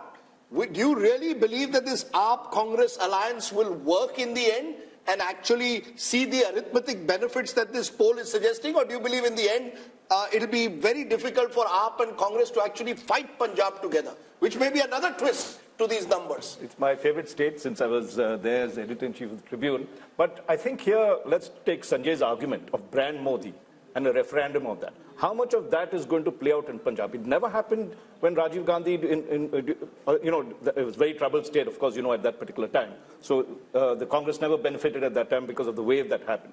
So if you look at it currently, if the AAP and the Congress get together, they're a decisive force. Have they got together? Have they agreed on anything? That is not to be seen as yet. No, but can I counter what you're saying to say that it's almost impossible? How will you decide if you're 1 and 2 in that state? On a drawing board, you can say whatever you want. Given the problems in Uttar Pradesh, given the problems in Bihar, it is very difficult. In Delhi, they may still have some kind of an arrangement. In Punjab, they'll ultimately come to the conclusion that it's better for us to fight separately. No, they may well do that, Rahul. They actually seem to believe that that might even work to their favor. That, you have a multi-corner. No, so I'm saying then the premise of the poll for Punjab is flawed because it hypothetically assumes that they're fighting together. Yeah, sure. But the one thing about Punjab, to take from what Raj Chengappa said, and that's the fascinating part of Punjab, Sanjay Kumar, it's the one state in North India where the Modi wave has not worked both in 2014 and 19. Look at both these elections. The Congress, if there's one state in northern India, held its own in the last 10 years, it's Punjab. You think the politics of Punjab, therefore, is very distinct and different from the rest of the country in a way? Two factors. Even though the political clout of Shiromani Akali Dal has come down, but look at the states where regional parties are strong. BJP has not found it easy to make inroads. That's one case why in Punjab BJP has not been able to make inroads. Second, BJP has been contesting in Punjab in alliance with Akalis. So Akalis have been a dominant player. That was a difficulty in the Bihar also for the first couple of decades. Also, look at the social composition of Punjab. In Punjab, we have a very large majority of Sikh voters. So if you look at BJP's popularity, Narendra Modi's popularity, there is some difference if you look at among the Hindus and people belonging to different other religions. That is another factor why BJP has not been able to penetrate in Punjab the way they have been able to expand in other parts of the India. But the calculation in the BJP and Shehzad can build on this. I'll also show you the projection for Chandigarh, which is expected to go to the BJP. It's an urban pocket, and we saw the mess in the mayoral elections recently, but the poll is predicting that Chandigarh goes to the BJP. The problem is both the Home Minister and the Prime Minister have often say that they're very emotionally invested in the Punjab story. And yet on the ground we see, especially amongst the Sikhs, this pushback. So how does this square? The fact that the Prime Minister himself feels so emotionally close to the Punjabi community, to the Sikh religion, and yet there is a lot of antipathy and a very strong pushback. Rahul, look, what Sanjay ji was saying just now, that since we were the younger brother in the alliance, and that alliance was not purely for political reasons, it was also for ensuring the message of Sabka Saath and Samajik Sohar between the Hindu-Sikh community. And therefore, we sacrificed a lot of our space and a lot of the other things also while we were in that alliance. For the first time now, we are finding our feet in Punjab, not just in urban areas, but also in the rural pockets. And therefore, this vote is a vote of expansion. It is a vote of credibility that will keep increasing over the few period of years. And look at the outreach that Prime Minister Modi has done towards the Sikh community. It is not a political outreach, it is an emotional outreach, whether it is celebrating the Prakash Parbs of the great gurus of the Sikh community, whether it is celebrating Veer Balas Divas, or whether it is reaching out to various sections, whether it is the FCRA clearance on Harminder Sahib, langars that we are making GST free. So I think there's a concerted effort. Not everything is done only for political purpose. Some things are beyond politics. For Rashtra Niti, we have done a lot of things, and I think that is also being reflected because Punjabis are very patriotic people. They are ready to sacrifice their lives for the nation. They have contributed so much to the armed forces, and I think you'll see, because the kind of mismanagement Aam Aadmi Party is doing. Look at the Nasha Mafia, look at the kind of corruption that is taking place. I'm not saying this. Mr. Sidhu is saying about the corruption. And also the alliance between Congress and here AAP, in Punjab, Amitabh Tiwari, is if they fight separately, this calculation, and you're seeing the India numbers projected by C voter to zoom up in terms of vote share very substantially, all that is based on the assumption that they fight together. If they don't fight together, and if this is the base where Akalis are at 27% vote share, up 20 from the last time, Congress is at 38% vote share, down 2 from the last time, up at 27, up 20, Congress at 38, down 2, Akalis at 14, down 14. How could Punjab read in the absence of this alliance? See, Punjab is the hotbed of anti-center politics. So even if AAP and Congress do not form an alliance, and unless the Akali Dal forms an alliance with the BJP, these numbers could still hold. So unless the Akali Dal ties up with the BJP, I don't see a substantial difference in the numbers, because the politics itself there is anti-center. Hindu being the majority in the rest of the country, but being a minority there complicates the political dynamics there. And you know, it's interesting to look at this, because if we turn to the next state, because I think these two states reflect just how India's map is so complex. Just turn to Delhi, not too far away from Punjab, where again the Congress and the AAP are trying to tie up. Just look at how the numbers stack up in Delhi. 7 seats on offer, but the national capital is often happened across North India. Take a look at vote share. As per this, in Delhi, even with the Congress-AAP alliance, you have 57% vote share going to the BJP and 40% to the India alliance of the Congress and AAP together, others 3. How does this then translate into seats? 7 seats in Punjab, in Delhi, all 7 went last time, remember, to the BJP. All 7 will go back to the BJP as per this poll. So that takes off from what Amitabh Tiwari just said. Punjab is almost sui generis, Rahul Verma. There, if the Congress and AAP tie up, they do very well. They tie up in Delhi, where the AAP is in power again, and yet it's a clean sweep for the BJP. Does this reflect urban mindsets and Delhi mindsets versus the anti-center mindset, as Amitabh put it about Punjab? Yes, a little bit, Rajdeep. That Punjab, the demographic composition is different. It has always had an uneasy relationship with the center, even when Congress party was in power in 1970s and 80s. But you have to also understand that this alliance in both Delhi and Punjab is not easy. Because in Punjab, Aam Aadmi Party feels that they can gain these seats even without the Congress. So you've seen Chief Minister of Punjab making statements that we don't need to have an alliance.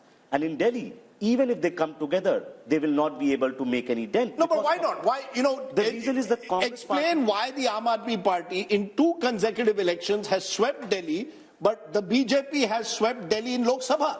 So BJP continues to hold 40% vote share in Delhi, no matter which election is happening. Congress gets 25% when Lok Sabha happens, but when Vidhan Sabha happens or MCD happens, Congress comes down below 10%. So that entire Congress vote, which is in Lok Sabha with them, actually shifts with the BJP. So AAP continues to be around 45 to 50% in assembly elections. But in Vidhan Sabha, BJP gains. No, but my view is it's the Modi factor. You know, what seems to be is that the Lok Sabha elections, you look at Narendra Modi. When you're fighting a state election, you look at Arvind Kejriwal. That's happened 2 elections in a row. And it seems, as per your numbers, it's going to happen again. It's a split vote, Rajdeep, and it's happening across India, across all the states, honestly speaking. Each and every state, if you look into the vote share of the last assembly and the last Lok Sabha in together, you will see somewhere between 10 to 25% of jump in favor of the BJP whenever the Lok Sabha elections are there. However, in case of Punjab, I must mention this because it's an important and critical point to add. In the last 10 years, in our daily tracker, there are only 3 states where Rahul Gandhi as an individual leader has scored over in popularity over Narendra Modi. 3 states all across India. One is Punjab, one is Tamil Nadu, and one is Kerala. And they have been like that. But one critical thing is, 10 years back, the gap between Rahul Gandhi and Narendra Modi was so huge in all these 3 states that it was a one-way traffic of sort.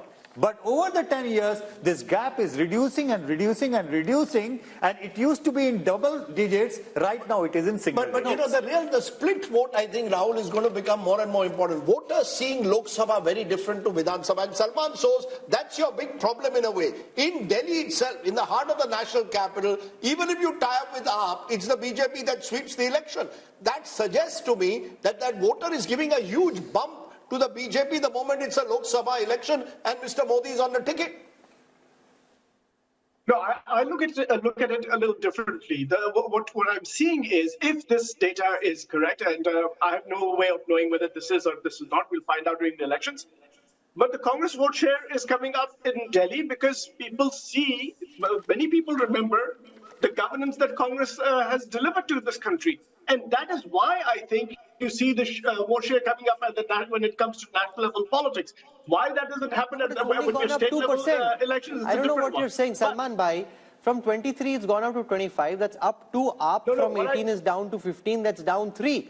BJP was at 57. It's at 57. So you're clutching at straws, really. Rahul, I was talking about the comparison with assembly elections. Somebody said that, during assembly elections, the vote share goes down, and during parliamentary elections, it has come up.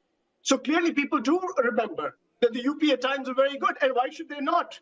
I mean, the per capita income of this country... No, 1 minute, sir. You're still 32% behind the BJP. Rashid Kidwai, this is the problem the Congress is facing. When it comes to a Lok Sabha election, Mr. Modi is on the ticket. It appears that the Congress is not preferred to the BJP. We've seen that. Direct BJP-Congress fights, the Congress loses out. Now, even in an alliance with AAP, they may lose out in Delhi. Yeah, but Rajdeep, Delhi's story is very simple. It is due to Muslim vote that swings. In assembly election, Muslim vote tends to favor Arvind Kejriwal's party, and in Lok Sabha election, it favors the Congress. So that is why there is a kind of mismatch. And when we talk about vote share, we must look at the each and every constituency profile, and that's where it matters. So even if some parties maybe 40% plus, another party 57%, in 7 Lok Sabha seats, the results may be slightly different. So vote share. So you make an important point. In a seat like, say, Chandni Chowk or in East Delhi, absolutely, where the minorities are in big numbers, Rashid Kidwai's argument is, and that's where we can go across to Sanjay Kumar, that as far as the state is concerned, it may still be 57 versus 25 and 13, but in that concentrated pocket, it may help this alliance, if it comes together, put a tighter fight in 2 seats, at least East Delhi and Chandni Chowk. This is a possibility, Rahul. I don't rule out this possibility. But if we are looking at on one side 57 and on the other side it is, say, in the 40s, 42, 45, 46, this is huge gap, makes it impossible that there are chances of close contest or a reversal in a couple of constituencies. The real story is the BJP, which gets about 38 to 40% in Vidhan Sabha, goes up to 57 in Lok Sabha. Vidhan Sabha ki baat hi nahi kar rahe. No, that's the story. No, but that's the story. Modi, that's the story for Vidhan Sabha election, not for a Lok Sabha election. Sir, the point is the Modi factor, Rahul, is giving the BJP an 18 to 20% jump.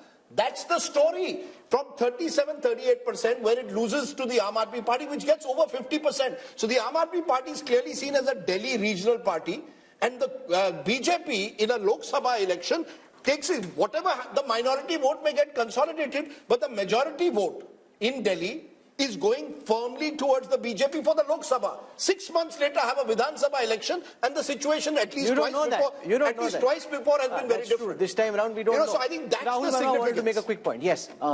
2 things. One, the minority factor will come into play only assembly elections, where the assembly constituencies are smaller, and then you have enough number which can swing vote.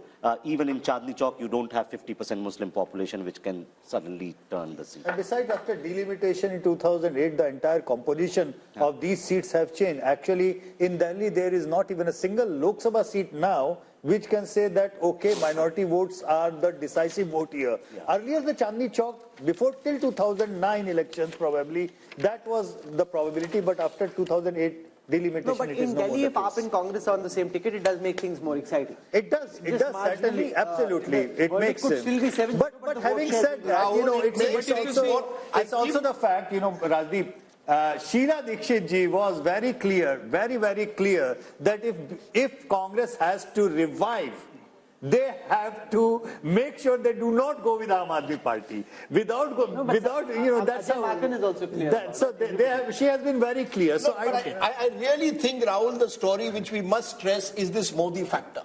Because this kind of split verdict. But you're sounding surprised about it. No, because it's nowhere else in the world. You see, go across the world. A Republican state will vote for the Republicans, both for the Senate usually and for the presidential election. In India, you're seeing it now in 2 consecutive elections. For Delhi, we want Arvind Kejriwal, but upar hamare liye Narendra Modi. And you're going to see it across the country. Because America doesn't have a Modi, that's why. I don't think it's as simplified as that. I think the Indian voter has very consciously decided debate who I want for chief minister and who I want for prime minister. And I think it is fascinating because I don't think, as I said, I don't know any other country in the world where it happens. No, we make too much out of this, and this is my personal opinion. There is only 15 to 20% of vote which swings here and there. That's a lot. No, Yeah, but in only couple of states, except Odisha, except Delhi, do you see a split verdict of this kind? Yes, Karnataka. You see Karnataka in election after election, you vote for one party in the Vidhan Sabha, you vote for another party in Lok Sabha. I'm willing to have a small wager that there'll be another half a dozen states where this will happen. Can you bet like now, after Congress winning Karnataka in 2023, Congress is going to do same way as it done in 2019? But I met a Maharashtra leader yesterday. He said, we have put all our eggs, a Maharashtra Congress leader, we have put all our eggs in Vidhan Sabha. I said, what about Lok Sabha? He said, Lok Sabha madhe Modi aahe. Please understand. That's how they are seeing it. You're the reality on the ground. 2019. Madhya Pradesh, Rajasthan, Chhattisgarh. Let's come to Madhya Pradesh and Rajasthan because this is a fascinating political adda, and if we go on, then we can be here all evening. So I want to come now to Madhya Pradesh and take you through the numbers. We need to just step on the pedal a bit so we can go. Otherwise, we'll be here all evening. So in Madhya Pradesh, the BJP had 28 seats. Apart from Chhindwara, they won 28 out of 29 seats. This time, they're expected to come down to 27. The India Alliance had 1, expected to go up to 2. This is as far as votes are concerned. 58% last time for the BJP, same this time. And the Congress's vote share, 35 last time, expected to be 38 this time. So basically, you're predicting that one other seat could possibly go away from the BJP and one extra seat could get added to the Congress. I want to quickly go across to Rajasthan as well. From Madhya Pradesh, we'll take vote share first. The NDA had 61% vote share, the BJP had 61% vote share, this time 59. The Congress had 34, this time 35. Let's quickly see how that converts into seats. No surprises here. If that's how big your lead is, 59 plays 35 in a bipolar election, it's a clean sweep. So they're holding on, Yashwant Deshmukh, 2 areas where they shouldn't lose. You know, all these complicated, really detailed, finesse, nuance graphics that we have on the election intelligence dashboard, they're not going to be of any use. If this is how one-way the traffic is, then what's the point of all the finessing? Well, you know, I was just trying to give what Rajdeep was saying. I will just give a term to it. I call it Modi dividend. There is a clear cut, on an average, 15 points Modi dividend as far as the Lok Sabha election is concerned. And the split vote, ironically, you know, I coined that term in 2004 while explaining why Vajpayee's popularity did not translate into votes for the NDA in 2004, because there was a lack of a split vote. And since then, we have seen slowly and steady, the number has been increasing. While Rahul is correct that, you know, in many of the states, it is not very clear-cut in that way, because in many states where BJP has been absent, their split vote also to take them across a threshold of 30% wouldn't come. Like, say, for example, Kerala. Kerala Vidhan Sabha election, BJP goes into single digits. In Lok Sabha election, they almost touch 20%. But you know, can I just make a point, and Raj, I want you to come in on this. When BJP swept states like Rajasthan and Madhya Pradesh in 2019, we called it the Balakot bump. That post-Balakot, Mr. Modi had taken over the entire space. Now, even without Balakot, the fact is in both these states, the BJP is holding its own, sweeping Rajasthan as per this poll. 27 out of 29 in Madhya Pradesh. In Rajasthan, there was a close contest just a month ago. And yet now, Lok Sabha, it appears it's the BJP all the way. What explains it? So we can even throw Balakot probably out of the equation. Just say there is the Moditwa factor. You know, if you look at it, and if you ask somebody, even in Delhi or in Madhya Pradesh, who would you really want in the center? I mean, that's the question. And that answer is a very logical answer that voters would give. I would gather in Madhya Pradesh as well, who is the Congress projecting for them to vote for? Even as Prime Minister? As Prime Minister. Whereas you have Modi, and he has performed well. The state has rewarded him well. And I think here, if you look at it, just to make a larger point, there has to be a saffron wash, what I call a saffron wash, in about 6-7 states for the BJP to get to its 303 or 370. Madhya Pradesh is one of those states. It lost 1 seat last time. And there's a whole cluster of states where their vote percentage is 50% or more. I think, let's take the seats, 223 seats or so. where their margin is so big, over 5 lakhs or something, that they will win. Madhya Pradesh is one of those states that's there. So there are 2 points I'd like to make. One is what you were saying earlier, that the Modi factor will work very, very strongly to dispel any state kind of resistance that is building or any Congress support that could move towards Rahul or anything that's there.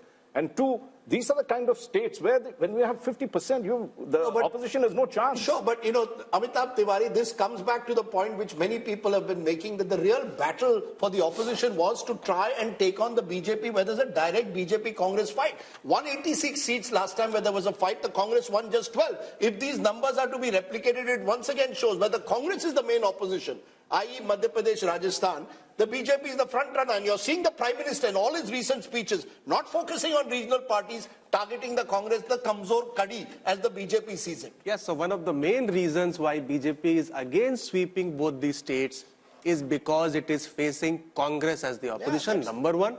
Number 2, India alliance partners do not have a single vote in these 2 states. So there is no advantage to Congress of any India bloc formation because it does not get the reciprocity. And number 3 is that, as you said, the Modi factor, let's say. So 33% people, or rather 37% people voted on the name of the PM face. So if you don't have a PM face, you are excluding 37% of the voters from the target segment. These numbers leave the Congress party. They've lost Madhya Pradesh, they've lost Rajasthan Assembly election, they've lost Chhattisgarh. Now you've got a possible sweep as per this Mood of the Nation poll.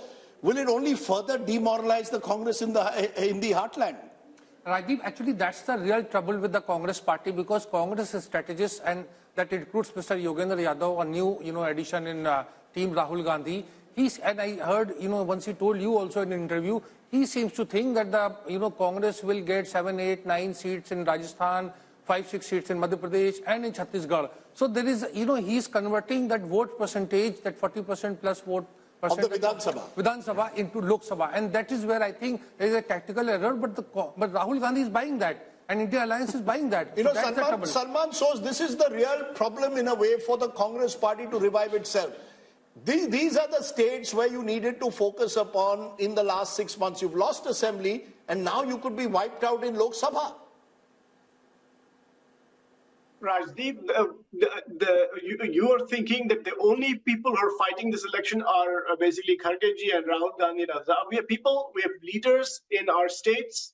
They're fighting elections. They're getting ready. So what will become evident later on is, in your own poll, we're seeing, say, for example, a bump of 3 percentage points for India Alliance, which is Congress in Madhya Pradesh, for example. What that tells me is that there is a solid base for the Congress party to build on. And from now until the elections, anything is possible. So, yes, the perception that is being built is that the Modi ji has won, everything is done. And by the way, yes, exactly, the PDA. Let me get to the PDA that my friend Shahzad talked about. The PDA is, what is it? It is propaganda. There is nobody who does propaganda more than Narendra Modi and the BJP. What does D stand for? D is destruction of relationships between brothers, Hindus, Muslims in this country. And what is A? A stands for arrogance of party, of money, of control of media. By the way, in the Hindi belt that we are talking about, how many newspapers carry any news from the Congress party? You know it, and I know it. Hindi newspapers do not carry news of the Congress party. Meanwhile, not just regular news of the Prime Minister. Anytime the Prime Minister says something, he's plastered on television all the time. No wonder people think there is nobody but Narendra Modi, because that is what the media has been projecting.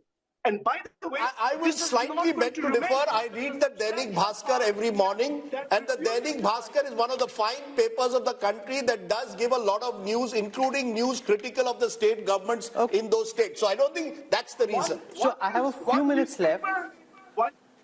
Okay, it's the biggest newspaper across these states, but go ahead. We have a few minutes left, and I want to finish with the other states in North India. So I want to come to Jammu and Kashmir.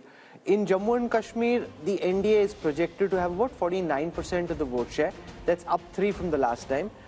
Remember that a lot of this vote share for the BJP actually comes from the Jammu region, right? The India Alliance, which is Congress plus NC plus potentially PDP as well, at 36. That's down 3 from the last time. Others at 15. Converted into seats, Yashwant and his team are projecting that the NDA will be at 2, which is where they were last time. The India Alliance, which is all these three parties together, will be at 3. So basically the Valley seats going to the India Alliance, the Jammu seats, regardless of what happens in the Jammu region, going to the BJP. From there, let's come to Ladakh, where we saw a big protest recently, but despite that, Yashwant and his team are projecting that Ladakh will be with the NDA. From there, let's now come to Haryana. 10 seats in Haryana. The NDA Alliance, the NDA, which is BJP and JJP in Haryana, now expected to come down from 10 to 8, a loss of 2. The Congress, which lost even Rohtak last time, expected to go up from 0 to 2, up 2. Now, what makes you think that that is going to happen, given the fact that there is a 12% vote share gap, 50 plays 38 in Haryana? Haryana, don't count the vote share gaps as such, because you remember that Haryana Assembly election, out of the fact that BJP was having a almost 10% gap lead over the BJP, I kind of predicted that BJP will sweep, but it became a hung. Where on earth did you find that a party with a lead of 10% votes and still ended up in a hung assembly in Haryana? So there are two different kinds of Haryanas. Let's be very upfront about it.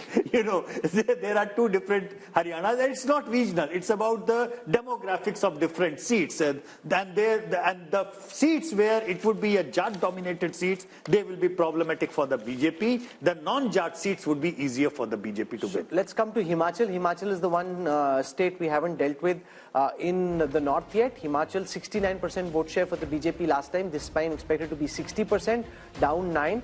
The Congress at 27, expected to go up to 29. Remember, in Himachal, of the 4 seats, they are predicting that the BJP will pick all 4, the India Alliance none. The government in Himachal Pradesh at this time is the Congress government of Sukhwinder Singh Sukhu. Despite that, the Congress makes no gains in the Lok Sabha election in Haryana.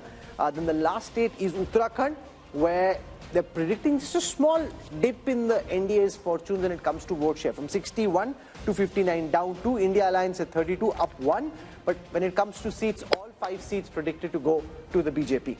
Therefore, when you look at the big picture, from the first region that we've looked at, and this is, if you're a T20 match and it's power play and you've just finished 6 overs of the 20, think of North India like this. The projected seat share across North India. First, the vote share across North India. NDA 52%, India Alliance 38%, others 10%. That's a 14% double-digit gap, and that includes, remember, Punjab, where the BJP is relatively smaller in terms of its vote share. How does this translate into seats, Rahul? And I think this is the story, and this has been the story not just now, but also 2014 and 2019. 154 of the 180 seats, as per the mood of the nation, done by C voter, go to the NDA, 25 to India Alliance. And remember, of these 25, majority again coming in from Punjab.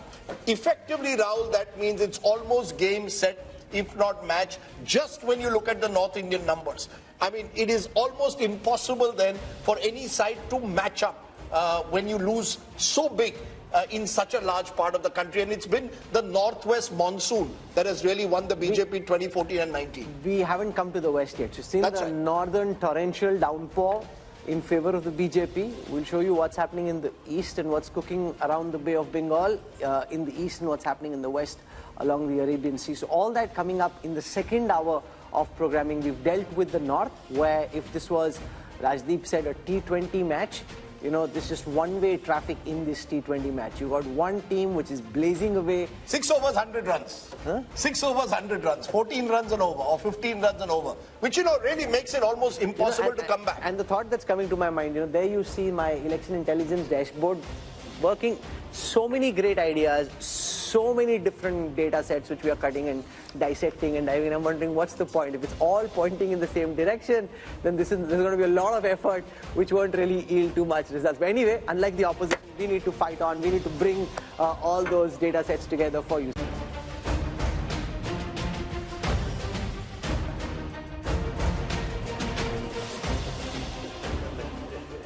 Welcome back to the mood of the nation. India Today's biannual survey with C Voter, which is telling you just ahead of the general elections what will happen in state by state to give you the big picture. Who's winning the battle for 2024? We spent the first hour dealing with the North Indian states. We'll now switch to the South. And remember, Rajdeep, there's been this big North versus South effort that the opposition is making to try and build a narrative around how North Indian states are different from South Indian states. Do South Indian states truly feel and vote differently? We'll find out in this hour. Remember, we've given you the North India numbers in the first hour. 154 of the 180 seats going to the BJP-led NDA. India Alliance just 25, others 1. So there's a North typhoon. What's happening in the South? Is there a hurricane the other way around? Let's start. India mein cyclone aata hai, sir. Cyclone, okay. The southern cyclone. Sorry, the southern cyclone and there are cyclones that take place in south of the country. We're starting with Karnataka, a state which, remember, went to the polls 7 months ago in Vidhan Sabha. And interestingly, this is what it's showing.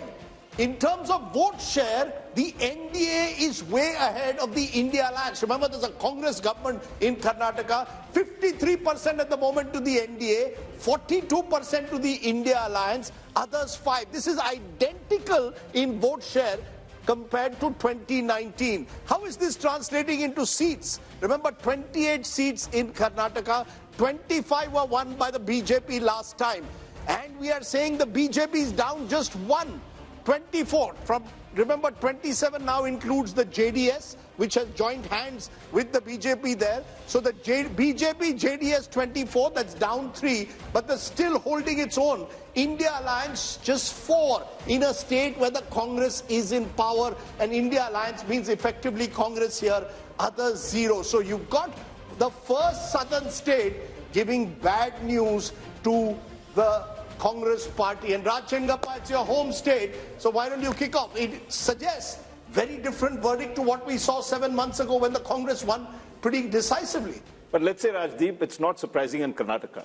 It's if history. you recall, it started from Karnataka when Rajiv Gandhi swept Karnataka, winning about 26 or 28 seats in 1984. Within 3 months, Ramakrishna Hegde was elected as Chief Minister. We're going to see the reverse polarization happening in this case, where for Karnataka they felt that the Congress was good, it was needed because the BJP government was not effective, and therefore the voters likely to tilt towards giving Modi the mandate, because he did campaign extensively there. He did push, if you remember the final phase, a certain percentage up over there. So Karnataka, and the other thing BJP has smartly done is tied up with the JDS. So the Vokliga vote, which would have made a decisive difference in Old Mysore and others, is getting split across these two. And secondly, if you look the way they have mended fences with the Lingayats, bringing Vijayendra, who's the son of Yedurappa, into the picture, the BJP has tried to cover its flanks. But let us see. I mean, Shiv Kumar is a wily contender. And you might see a little more seats going this way towards the Congress, So, Yashwant, given the fact that Siddaramaiah and Shiv Kumar were in Delhi, and now you've got DMK ministers, you've got Pinari Vijayan trying to hit out at the center for not giving enough finances to the South, could that potentially become an issue? Because I was seeing in the South, there was a lot of traction, at least on social media, around this issue. As of now, it's just in its infancy. Could it build into a bigger headache for the BJP in the weeks to come? Possible, because you see, without the JDS, BJP was in deep trouble. And they were pragmatic enough to take that much of arithmetic along. 6 months back, our same MOTM was showing BJP was in disarray because 10% approximately JDS votes of Vokaligas going along that. Now, that's largely in Old Mysore. Largely in Old Mysore. But the thing is that it's not just like, it might be decisive in Old Mysore, but there are pockets in across Karnataka, particularly in North Karnataka, where even 5 to 6% of Vokaliga votes shifting the BJP way will do the magic. However, the point which you are making is a North versus South divide, and the campaign that we are now watching in social media, that is an uncharted territory. Because I don't think any election whatsoever in the last 75 years, that play has been there. Barring the Tamil Nadu politics, outside that, the North-South divide was never played like that. So that's important. It's very important. And this issue is still just about germinating. It's just germinating. Amitabh Tiwari, is there seamless transfer of votes from the Janata Dal secular to the BJP, or do you think it might seem like that, but on the ground, it's not so easy to transfer? See, JDS vote is largely anti-Congress vote. See, the regional parties have been born out of anti-Congressism. And if you see the gap between India bloc and the NDA bloc, it's 11%, and out of which 9% is largely JDS. So JDS has pockets of influence in not only the old Mysuru, but even the Bangalore region. There, the implementation of schemes has been very good. And Congress is trying to project the Karnataka model as their model. But historically, BJP has been strong in Karnataka. From 1919 to 2019, they have won all the elections barring 1999. And surprisingly, BJP today, even in 2019, is the single largest party in South of India. Because South of India, there are regional parties who dominate and not the Congress party. Sure, and that's also primarily because they won 25 seats in Karnataka last time. So Rahul Verma, let's come back to our debate that we had when we discussed Delhi. That the same voter who 7 months ago voted for Congress, possibly Siddaramaiah as CM, apparently 7 months later wants Modi as PM. As Raj Chengappa said, it's not unusual, but it seems to me the one state where it's pronounced in the south is in Karnataka. See, Modi is one of the biggest vote aggregator of our time. There's no doubt about it. And he pulls BJP's vote. He's more popular than the party itself. If BJP gets around 37% vote, Modi's popularity rating would be around 45-50%. So that means PM pulls the party. What I was trying to differ with, that the segment which changes vote into election is smaller than the claim that we try to make. Right. And think of it, like Yashwant pointed this out, 6 months back, after the, so Karnataka elections happened in March and the last MOTN had happened around August. BJP was not doing that well. See, what BJP is doing in every state where they were having trouble is making efforts, right? In Karnataka, they tried to get JDS. They made a pact with Lingayat. On the other hand, and again, in Karnataka, what Amitabh had said in the beginning, the challenger is Congress. Congress seems not to be doing enough efforts in places where it's strong and credible. No, but also imagine, Sanjay Kumar, despite being the mighty force that they are at the moment, the BJP is willing to tactically cede ground everywhere. Yeah. Even in Western Uttar Pradesh, to a party like the RLD, to the JDS, where they think that they can make inroads in old Mysore. And also, Rahul, they called the JDS, they called Kumaraswamy corrupt and a dynast. I mean, it was very clear, we will never touch the JDS. You'll recall no, they called Mukul Sangma all kinds of things till the day the numbers came out. Then they changed their mind. So the level of flexibility is very great. You know, Sanjay Kumar, because this was one of the states where there was a potential double-digit loss for the BJP. So also look at the irony. The party that is supposed to have the ideology shows political dexterity. The party with no ideology, so to speak, in terms of certain core philosophical issues, is very rigid when it comes to tactical alliances. Sanjay Kumar. I think the problem with the Congress is that it is slow in taking initiative. I would say even lazy in taking initiative. And if you look at the BJP on the other hand, even if they realize that they are going very strong in 2024, but they don't want to leave any chance. And my own sense is that if you talk to any BJP leader, they are pretty sure that they are winning 2024. But why they are entering into all these alliances despite ideological differences, despite having, given strong statement against the leader of those parties, is that they want to big win. They don't only want to big 2024. Let's take that just a minute. I'll come to you, Rashid, the moment. Mohan Kumar Mangalam, national spokesperson of the Congress, Ajay Alok of the BJP. To both of you, first to you, Mohan Kumar Mangalam.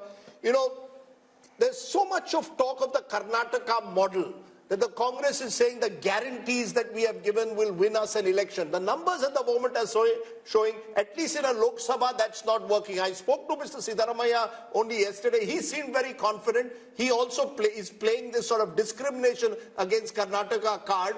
But at the end of the day, our numbers are showing the BJP virtually repeating its performance of 2019, which would be hugely significant. If your numbers do bear out, Rajdeep, it would be hugely significant, no doubt. But I think your survey was conducted between December, May to January end, if I'm not wrong, which is at the height of the Ram Mandir propaganda craze that happened. And everything online, everything on TV, everything you turned on any channel was about the Ram Mandir. So I think definitely that sort of hysteria would have been captured somewhere in your survey. I don't think that they would find it easy to maintain that kind of momentum going forward. The other thing is the arithmetic of JDS plus BJP might look right, but I don't think the chemistry works at all. Just for example, Kumarasamy was in a rally with the BJP and was wearing a saffron shawl, I think, and the senior patriarch Devagowda came out and said that it would have been better had he been wearing JDS colors. So even something as small as that could be a flashpoint for misunderstanding between the two. The third thing is, you have this national narrative of the BJP that is against nepotism, dynastic rule, etc. So I'm wondering how they're going to reconcile that with pushing Vijendra to the front as sort of the face of their party in Karnataka. You just can't reconcile the two in a national election. And like I said, alliances, whether that be with the JDS or with someone else, they don't really, vote transference is going to be one of the major issues to watch out for in there.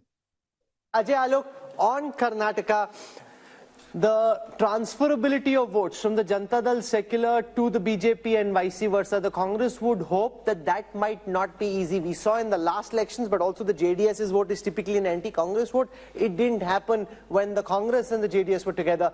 That's the concern. Will there be transferability of votes, or do you think, especially in Old Mysore, the BJP is now seeping the idea that it's okay to vote for the Kamal, and that helps the BJP in a 15-20 year horizon as well, build in the one region where they are weak in Karnataka? See, one thing they are conveniently forgetting, that Congress snatched almost 6 to 7% of JDS votes in the last Vidhan Sabha election, but they were not able to snatch our votes. Our votes percentage was quite the same, 36.2, what we got and what we got in the last assembly election. And JDS vote bank significantly reduced from 19-20% to 13%, and this was majority or majority vote completely. It was minority vote which shifted to the Congress. Now there is a feeling of angst and there is a feeling of appeasement everywhere in Karnataka, and how the Karnataka government is performing since they have formed the government. So there is a natural chemistry and a bonhomie between JDS and the BJP, and BJP and JDS combined together, we are crossing 50% mark very easily. Sir, with due regard, and with the dynamism and with the momentum of the election going on. Sir, with due regard, when you say natural chemistry, 7 months ago you were name calling each other. I mean, you were calling him a dynast, you were saying their family is corrupt, the Gowda family is corrupt. This was, all your top leaders were going to Karnataka and saying this. So, is it that you've decided, Chunav ke liye kuch bhi, forget the past, we have to win 2024? See, Chunav ke liye kuch bhi nahi. We are a political party and we have to look at the situation at the ground. And of course, when we are not with JDS, why we shouldn't highlight their problem and what their corruption issue was. The Congress will also do the same. Now since they are with us, we have to look at the ground reality of what kind of appeasement politics is being followed in Karnataka. And that, are they now not corrupt? My direct question to you, is JDS not corrupt now? Is JDS now no longer dynastical?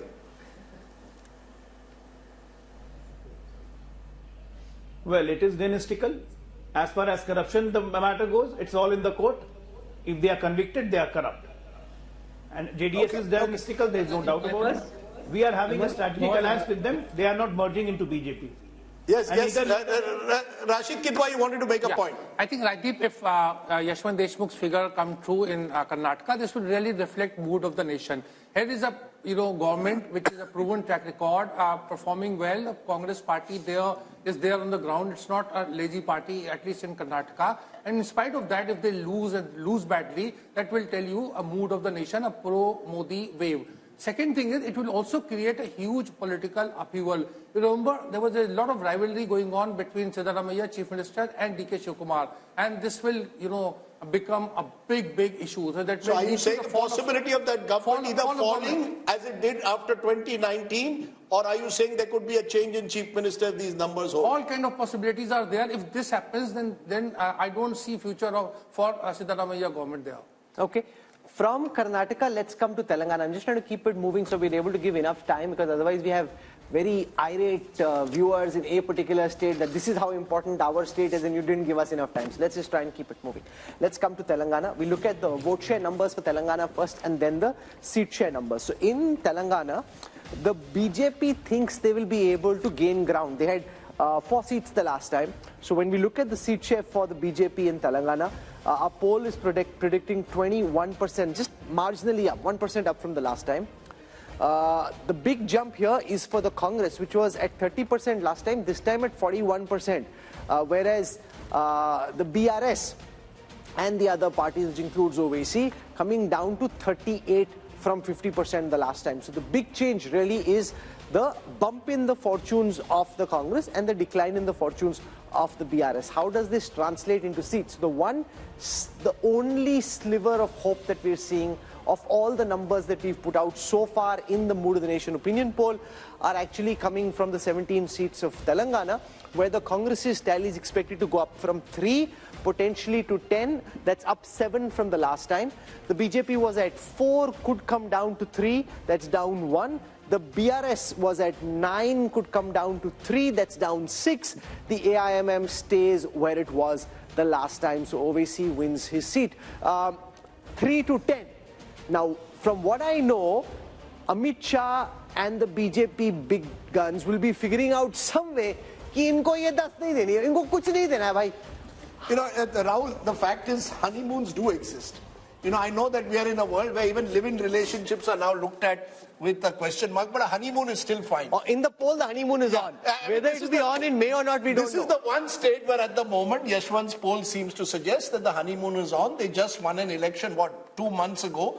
And therefore, there isn't even enough time for any anti-incumbency as of now to build. That's the sense I get, Yashwant. Am I right? Because in the contrast with Karnataka here seems clear, where the Congress is still very much the new party that has just toppled a 10-year-old government. I think Congress is reaping benefit of the popularity of Revant Reddy. I think what is happening here is that in absence of any national leadership popularity or popular national leadership, Congress has to now look around for the popularity of their local leaders, and this is one state where definitely the popularity of Revant Reddy is. So why is it working in Telangana but not Karnataka? It's not working simply because we have got 2 popular contenders, and Rashid Bhai might be able to tell this, but I am dead sure that the Deputy Chief Minister of Karnataka would not like Congress to win in Karnataka in Lok Sabha election, because if Congress loses Karnataka in Lok Sabha election, that paves the way for him to become the Chief Minister. I think this is a bit unfair, because Mr. D.K. Shivkumar, and Rajdeep would correct me if I'm wrong, played a very big role even in Telangana, the amount of efforts he made there. So so far he's a disciplined soldier of the Congress. But let's be very clear. It appears one regional party is the one completely getting squeezed out here. Chandrasekhar Rao has virtually gone dormant since that defeat. That vote, the Congress seems to have captured to a large extent if these numbers hold. And the BJP has its pockets in Telangana, but has not been able to truly spread across the state. Would that be a fair understanding, Amitabh, of these numbers? Yeah, I see. In a largely bipolar national election, the regional parties tend to get squeezed out, and Telangana is one of the states. But it reveals a very fascinating insight: is that Congress, wherever is it gaining, it is gaining at the expense of regional parties, and that is the basic problem in that India alliance. It is gaining at the expense of BRS and not BJP. So how can it lead an alliance of regional parties where the regional parties have been formed out of anti-Congressism? TMC has come out of Congress. YSRCP has come out of Congress.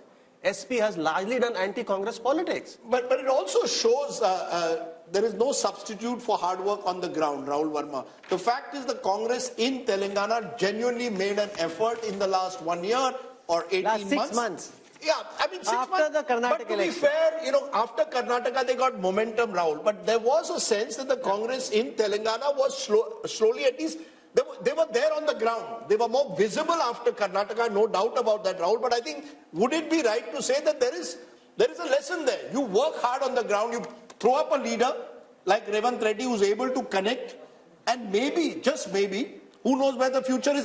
Telangana has been a Congress state. Indira Gandhi contested from Medak all those years ago. But at least in Karnataka and Telangana, you have a party on the ground. We all are taught this lesson from childhood, that you have to work hard to get something, right? Zameen par raho. So it's not just for politics that you have to work hard. Sometimes, see, Congress also, not just because of the hard work in Telangana, but also some of the mistakes that BJP as well as DRS made in Telangana, which gave that kind of edge to Congress in Telangana. And of course, Revanta is now very, very popular. BRS is not picking up from the defeat it faced last time. And that's the advantage they are getting. And BJP has still not been able to figure out what its Telangana strategy is going to be, unlike in other states. So are they going to make efforts as they did in Karnataka or Maharashtra or Bihar in Telangana or not? So that still remains to be seen. That's interesting, Raj Chengappa, because, you know, the BJP has also been caught in Telangana between do we play OBC politics, do we project an OBC leader, what, you know, do we take strident anti-Muslim politics, will that take us forward? Somehow, for all the gains they made in Telangana 5 years ago, they've remained stagnant. One of the few states where they've not, you know, multiplied overnight. I think the BJP is still shell-shocked by what happened. And the way the Congress came in and snatched what they thought was their territory, because KCR was on the decline, and the Congress smartly moved in and got the prize. But I just want to make a larger point, which we did in passing reference. And we talked about, and Rajdeep, you talked about, I think this, is this whole thing that Siddaramaiah and Shivkumar came to Delhi for, and you've seen these full-page advertisements about the South being neglected, not being given the due in terms of its money that was there. I think that is a potent force as it gets along, because it's also tied up with delimitation in some senses. That somehow the South is performing very well.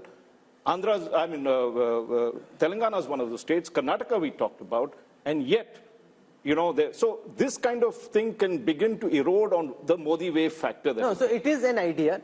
There can be no doubt about it. But does the opposition have the wherewithal to mount it into a meaningful idea, take it down to the ground in the weeks before polling? No, I'll give you a very interesting example. Mr. Pinarayi Vijayan is in town today. He led a protest. The Congress decided not to join it because the left is their prime opponent in Kerala. So there are internal divisions. But when I asked Mr. Siddaramaiah, he said, yes, we would like to hold a convention of all the southern chief ministers soon. So they will play this card. And at least it's a card with some emotional connect. No, but it's also picho suja. It's a real last minute kind of idea, right? To be able to take this idea, build it into something big requires some time. And the other worry is... idea to begin with. You are only 2 months away from the election. Even if you play it well, South is only 130 or 140. No, but in those states Rahul, it may do well. Rahul, can I just make a point? If in Karnataka they have, swallowed the poison chalice in some sense, had to drink from that one, it is because they know that if they lose Karnataka, the BJP, the whole Modi wave that begins to shrink, because at 25 seats, it is the one that tilts decisively in terms of, if moving from, say, whatever figure that they have now, if they are 303, if it starts dropping like they had last time, they lose a lot. So that is why you will see that they are so concerned. Look at they are willing to compromise, whether it is in Bihar, as we've seen, in any of these places, despite the fact that they seem invincible, the BJP is insecure for whatever reason, and it is showing up in these places. I actually don't think it's insecurity. I actually now am convinced the BJP, as you saw with Mr. Modi talking about 370 and 400, it's like pushing your troops to try and conquer what is seemingly impossible. So you say Karnataka, okay, people are saying we are going to lose there, put all your might in Karnataka. The Prime Minister's repeated trips to the South at a time when, you would have thought they would say, okay, South is an area where we will not do well, suggests that actually they think South is a growth area. So it's fascinating. Okay, so one seemingly impossible thing, but why not? When you are talking about the possibilities, if the BJP can go all the way to bring the JDS, if the BJP can go all the way to bring Nitish Kumar, why nobody is talking about possibility of BJP and BRS coming together? Look, the BJP at the moment, the BJP is hunting for allies all over. The BRS is a potential ally, but I think they see Telangana as one of the states where they want to grow in the future. And to grow, they have to finish the BRS. See, once the regional party is finished, make it BJP versus Congress in Telangana, advantage BJP. So that's the one reason why they may hesitate from taking on the BRS. And Chandrasekhar Rao is a wily leader. I think Kumaraswamy is desperate. But Rajdeep, correct me, Raj. No, I just want to make a quick point to what you made. Yeah. The fact is that Modi came into Telangana for an election campaign and said that KCR had approached him to help out his son, and so there was this talk of an alliance that was building over there. Yeah. And of course, as we've seen, they've patched up with JDS. Exactly. Okay. Yeah. Exactly. So the point which Telangana is fascinating, but we need to move on because otherwise we'll get caught in the politics of one state and then people in Andhra will start feeling bad, and that's never a good idea when you're discussing Telangana and Andhra Pradesh. So Andhra Pradesh on your screen next. 25 seats here. I look at projected vote shares first. The YSRCP of Jagan Reddy had 49% vote share last time. That's projected to come down to 41. That's 8 down from the last time. But the TDP, which was at 40% the last time, is now expected to go up to 45. Remember, we had Chandrababu Naidu meeting the Home Minister recently. Are they picking up signals which before this poll the others hadn't, but BJP obviously had its own polling on the ground? The BJP had very little vote share, it's just marginally expected to go up. The Congress had very little vote share, marginally expected to go up. But the big change there is for the first time, we are seeing the vote share of the YSRCP since Jagan led his party to power after that famous Padyatra, lesser than the TDP, a 4% gap, converted into seats. Fascinating here, very, very fascinating, because remember, Chandrababu Naidu was really given the rough end of the legal stick recently, and there's a lot of talk amongst the TDP supporters that there is sympathy on the ground there. That is reflecting in the numbers for the first time, because from 0 the TDP is projected to go up to 17. If you ask me, of all that we've seen, this is the one number that pops out of the screen and grabs my attention. You know, my sense is Mr. Amit Shah has got a sense of what Yashwant Deshmukh's poll was suggesting. Because why is it? Sanjay Kumar is surprised. He's because you've got, before I get, because you see, Chandrababu Naidu was there. Clarification, Rajdeep. Yes. Is TDP only TDP or TDP plus Jan Sena, obviously. Plus Jan Sena. Is it Jan Sena also in TDP? But you see, the thing is that you've got a party whose leader, Chandrababu Naidu, has been knocking on the doors of the NDA for months now. And the NDA wasn't opening the door. Suddenly at the Ram consecration ceremony, you see Chandrababu Naidu there. Now Chandrababu Naidu's come back to Delhi, and apparently there are two views within the BJP. How far should you go to completely embrace him? But I think the BJP wants to be clear. They want to be with the winning side in Andhra Pradesh. And the Andhra side also wants to be with the BJP, because you need help from the center. So if these numbers are right, one of the alliances we could see in the next couple of weeks is TDP. No, but remember, Jagan is also meeting Amit Shah. So now we don't know. I'm just saying these numbers. These the numbers BJP has both the Andhra balls up in the air. They can decide where they want to go. No, the thing is that BJP cannot decide who forms the government in Andhra, because I think the real battle there remains Chandrababu versus Jagan Rahul. But with these numbers, the BJP will be tempted to go along with Yashwant Deshmukh. This is the most fascinating insight of all that we've seen so far. The Telugu Desam, where many people had started writing the obituary of Chandrababu, political obituary of Chandrababu Naidu and his party, pops out. Jagan Reddy, who so far is busy, and I'm sure he'll be watching this, so we should be just slightly mindful of what we say, busy projecting invincibility, is suddenly seeming on shaky ground. And how does this then impact potentially the assembly election, which will also be held at the same time? I think the problem what Jagan Mohan Reddy is facing, not that his own personal popularity has taken a hit.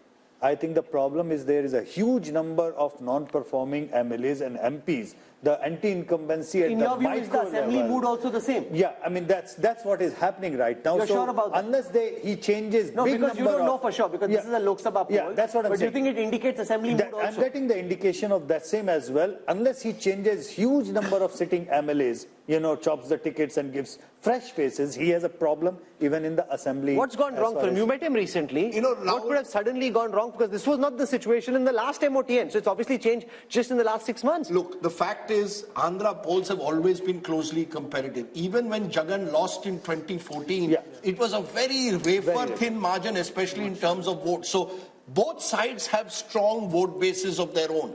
If the Kapu vote, which comes in through a Jan Sena, gives you an accretion, it helps Chandrababu Naidu. My sense is I would not write off Jagan Mohan Reddy. He's done a lot of welfare schemes. He's banking on welfare schemes, the sort of Modi model taken into the Labharti model at the state level. But there is also a sense that many of his MLAs have been distant from the voters, have either been accused of local level corruption. He's changing 60 MLAs out of 150 that he won. So there's a clear sign that he also recognizes local anti-incumbency. So I have a theory. When if it's as tight as this and the TDP is bouncing back, whichever side aligns with the BJP, potentially Amitabh Tiwari has the advantage in Andhra Pradesh. Would you agree? With one caveat before you go to Amitabh. Remember, there is a solid 8 to 9% minority vote that's Muslim, plus a large Christian vote out there. And in a way, many of Jagan's advisors have been telling him, let Chandrababu go with the BJP, it will allow you to consolidate that vote. So it's a gamble. Counter to that, I mean, there is another set of data which generally, I mean, I keep on mentioning, I mentioned you Punjab, Tamil Nadu and Kerala. I did not mention Andhra Pradesh in that. Even though Congress and BJP both are out of equation in Andhra Pradesh, but Pradhan Mantri Modi's personal popularity in Andhra Pradesh is way more than Rahul Gandhi's. So what I'm simply trying to say, even though BJP has no equity whatsoever over there, there are certainly emotions attached on the Congress, anti-Congress and the old fault lines that the political fault lines are. And one recent development is Jagan Mohan Reddy's sister going to Congress. Now, if from here onward, Congress gains by virtue of Karnataka and Telangana just even 2-3 points, that entire vote block is going to come from the Jagan Mohan Reddy because they share the same vote. So the Congress jump is only going to damage Jagan. See, BJP has a problem of plenty here, so it will choose whichever party is going to win more or higher number of seats. However, as you mentioned, Andhra is one of the few states where simultaneous elections already take place. And generally what happens is that whatever is the result in the Vidhan Sabha election is reflected in the Lok Sabha election. Andhra 2014-19, Telangana 2014, Odisha 14-19 and Sikkim 14-19. So this could be reflective also of the YSRCP facing pressure or anti-incumbency even at the local level. I can tell you one thing very clearly. Chandrababu Naidu is going to be on India Today television very soon.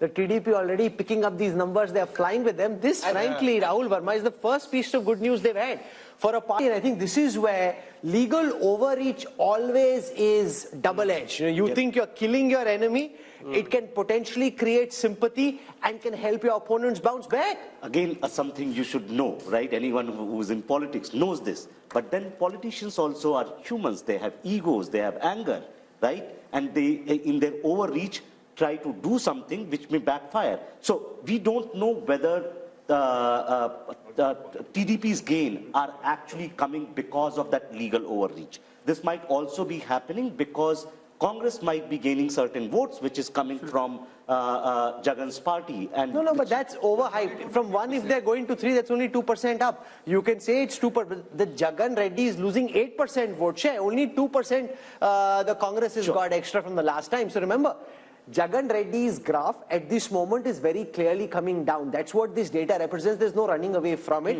And Chandrababu Naidu would be doing a bit of a dance right now, Sanjay. But BJP's overtures towards Chandrababu Naidu also reflects, the BJP and Prime Minister Modi. He wants to get a foothold in southern India because, you see, if he's comparing himself with Jawaharlal Nehru, with Indira Gandhi, with Rajiv Gandhi, with this Congress Prime Ministers, you cannot be a Prime Minister of India and, 100 but it also shows, out of his bounds. But it also shows flexibility again. Here is a leader who 5 years ago tried to lead the opposition charge against Prime Minister Modi, spoke angrily against the Prime Minister. Nitish did the same. And you're willing to embrace them all. So I think the Prime Minister is very clear that in politics there are no permanent friends or enemies, something that the Congress could learn. Think about it. Jagan Mohan Reddy comes from a Congress family. What stopped the Congress in all these years from making at least one solid overture to him to try and embrace? What do you do instead? You send his sister to contest against him, which clearly for him is a red rag. You've actually, according to which he said in the interview to us, you've divided my family. So any question of his him, family is already divided. No, the fact no, 1 minute. What stops the Congress? It's been 15 years now almost since Jagan left. You could have made an ego. There's a difference. Yes. No, my point is the Home Minister often says BJP is ready to make that extra step of flexibility. Because the Home Minister often says, and the Prime Minister believes this, that power में होंगे तब अपनी ideology को हम implement करेंगे ना power में ही नहीं है तो कैसे implement करेंगे? Whereas Rahul Gandhi says power is poison. I think that is the fundamental difference. Rahul Gandhi says power is poison. Rahul made a very good point. That you see, an ideological party. BJP claims to be an ideological party, but is a party of power. The Congress claims to be a party of power, but is now under Rahul Gandhi trying to become a party of ideology. You know, that I want people who are going to fight the RSS, come what may. So you've got a remarkable shift where the BJP wants to be the party of power. But Rajdeep, there's a very big difference. Yeah, everybody knows what the BJP's ideology is. Half the congressmen don't know what the Congress's ideology is. They don't agree on the same ideology. Rahul, so that's the reality. Let's also admit Congress does not have ED. Sorry? Can I Congress does not have ED. Sure, the ED is a factor which we will discuss, of course, but that's a separate factor. One small point about TDP. See, even in 1999 and in 2014, TDP only came to power when it aligned with BJP. So TDP never That's the came point to I power was trying to on its own. So TDP has never won on its own. That's a very remarkable point, Rahul. Thanks for putting it, because in 1998 election, in the undivided Andhra Pradesh, BJP on its polled almost 20% votes, which forced TDP to join hands with BJP, and he swept again in 1999. So he made a very remarkable point. But can I make a distinction? Can I make a distinction between Chandrababu Naidu and NTR? NTR had the power to win on his own. Chandrababu Naidu, when he took over the party, was not able to do that. That's the difference. Chandrababu Naidu has needed an ally. NTR did not need allies. That's true. But every time he has won, he has come along with the alliance of the BJP. TDP 2 months ago was thinking of joining the India Bloc alliance. After the 3-0 drubbing, it has again changed its mind. So the regional parties, Hawa Kidhar Beh Rahi Hai, are very cognizant of this. And there's another little piece of trivia, Rahul. There are two wings of Prashant Kishore's IPAC. One wing is with Chandrababu Naidu, and the other wing is with Jagan Mohan Reddy. And a few weeks ago, Prashant Kishore was allegedly on a flight with Chandrababu Naidu or his son, and all speculation sort of arose in Andhra. Is he going to now align with Chandrababu Naidu? He says he's not. But if these numbers are true, he clearly knows who's on the winning side. Jagan didn't give the NOC. But are you surprised with these numbers? Are you surprised at all with these numbers, Sanjay Kumar? No, about Andhra, we are all discussing TDP and YSRCP. But we are not discussing Janasena. I think Janasena is very important. If you just pull out Janasena from the TDP How much alliance, is the Janasena vote? It's roughly about 4.5%. But if you pull out Janasena from the TDP, then Jagan Mohan Reddy is back in the game. That is so sure. And it is a situation like Bihar. Nitish Kumar at the center. There are two other players. You know, like RJD and BJP on one side. Whichever side Nitish Kumar goes, that party is. But it's fascinating. It is a fascinating verdict. I want to go across now to Tamil Nadu. And Tamil Nadu is the one state where the UPA or the India alliance, at least at this moment on the surface, looks settled. The turbulence is on the NDA side because the AIDMK and the BJP are now separate just at this moment, and this game is changing so fast that I don't want to end up saying something which makes us look silly a few weeks down when people look back, because that's the way everything we're saying is just commentary at this moment. Things, of course, can change. So here is Tamil Nadu. I'll start with the vote share numbers first. So the NDA projected to be 15% vote share. The India Alliance from 53 to 47. This is largely the DMK and the Congress and some of their smaller allies. Now you've got the AIDMK in the others, which is now expected, the others together are expected to be 38%. Let's look at seats. Yes? Also, then a lot many smaller groups are there who are not yet aligned. So we do not know which side will they be in. So a lot of this AIADMK on its own is hardly about 30% at this point of time. So 8% are the others, 30% is the AIDMK. Okay, here is the conversion into seats. Now again, the second state where there is some good news for the opposition alliance, because like in Telangana, this time of course is the India alliance. They had 38 seats the last time, expected to go up to 39 this time. The BJP, while it may gain vote share, not expected to win seats in Tamil Nadu, and the AIDMK had just one seat. That too could come down to 0. So Tamil Nadu looking strong. Does the DMK stay fully with the Congress, or could there be a twist in the tail there also? I think, Rahul, I'll be very surprised given the statements that Stalin has made at the moment that he will also switch sides. There's the ED factor that our friend Rashid Kidwai mentioned. Yes, there are a number of DMK ministers under the ED scanner. But I find it difficult to believe that it will happen before the election. What happens post-elections, we don't know. If the Congress completely collapses, many of these allies of the Congress today could go in different directions. But I think there's a general sense, and the poll may well bear it out, Yashwant, that this is the one state where the Prime Minister's popularity is much less than it is nationally, even though he's made the effort repeatedly to go to Tamil Nadu, to identify himself with Tamil culture, the Bengal, when the new parliament was inaugurated. So the BJP, as always, continues to see Tamil Nadu as this sort of bridge too far, which they want to one day conquer. But now look at the effort he makes with the Kashi Tamil Sangam. Yeah, but my sense is the AIDMK's collapse over the years has only consolidated the DMK and has put the BJP in a difficult position. Do we try and occupy the opposition space, or do we tie up with the DMK? Yes, either ways, the vote share increase is not going to result in the seat conversion. So is there a vote share increase substantially? Yeah, it's a vote share increase substantially. It could be further because, as I said, many of those smaller splinter parties might still go this way, that way, or the ND way. We do not know. No, is the BJP gaining or is the AIDMK gaining this plus 3%? It's the BJP gaining. AIADMK is going down and down and down all the way. And by the way, AIADMK is counted in others in this calculation. It's not counted in the NDA vote share for that. No, but so you're saying a 15%, just a minute, you're saying a 15% vote share is principally a BJP vote share? BJP and the other perceived alliance partners of the BJP. And that's not a very big number. I tell you why. In 2014, BJP actually contested with his alliance all alone, not being part of AIADMK or DMK, and they polled 18%, which is a decent enough number. But that vote share, just like Kerala, as I mentioned, BJP almost touches approximately 20% in Kerala. In Lok Sabha. But 0 seats. It doesn't really matter. 3 states where Prime Minister Modi has actually bent over backwards, I would say, in order to accommodate the political sentiment, Tamil Nadu, Kerala and Punjab. The gap is reducing. They are having a growth of organic level, I would say, but unlikely to convert into seats. Rahul, is there any possibility there's a buzz that the Prime Minister could contest from Kanyakumari as a second seat? No, so there's a buzz that he wants to bridge the north-south divide himself. 1 seat in the north, 1 seat in the south. Possible? But Rahul Gandhi also showed some sense of weakness when he picked Wayanad.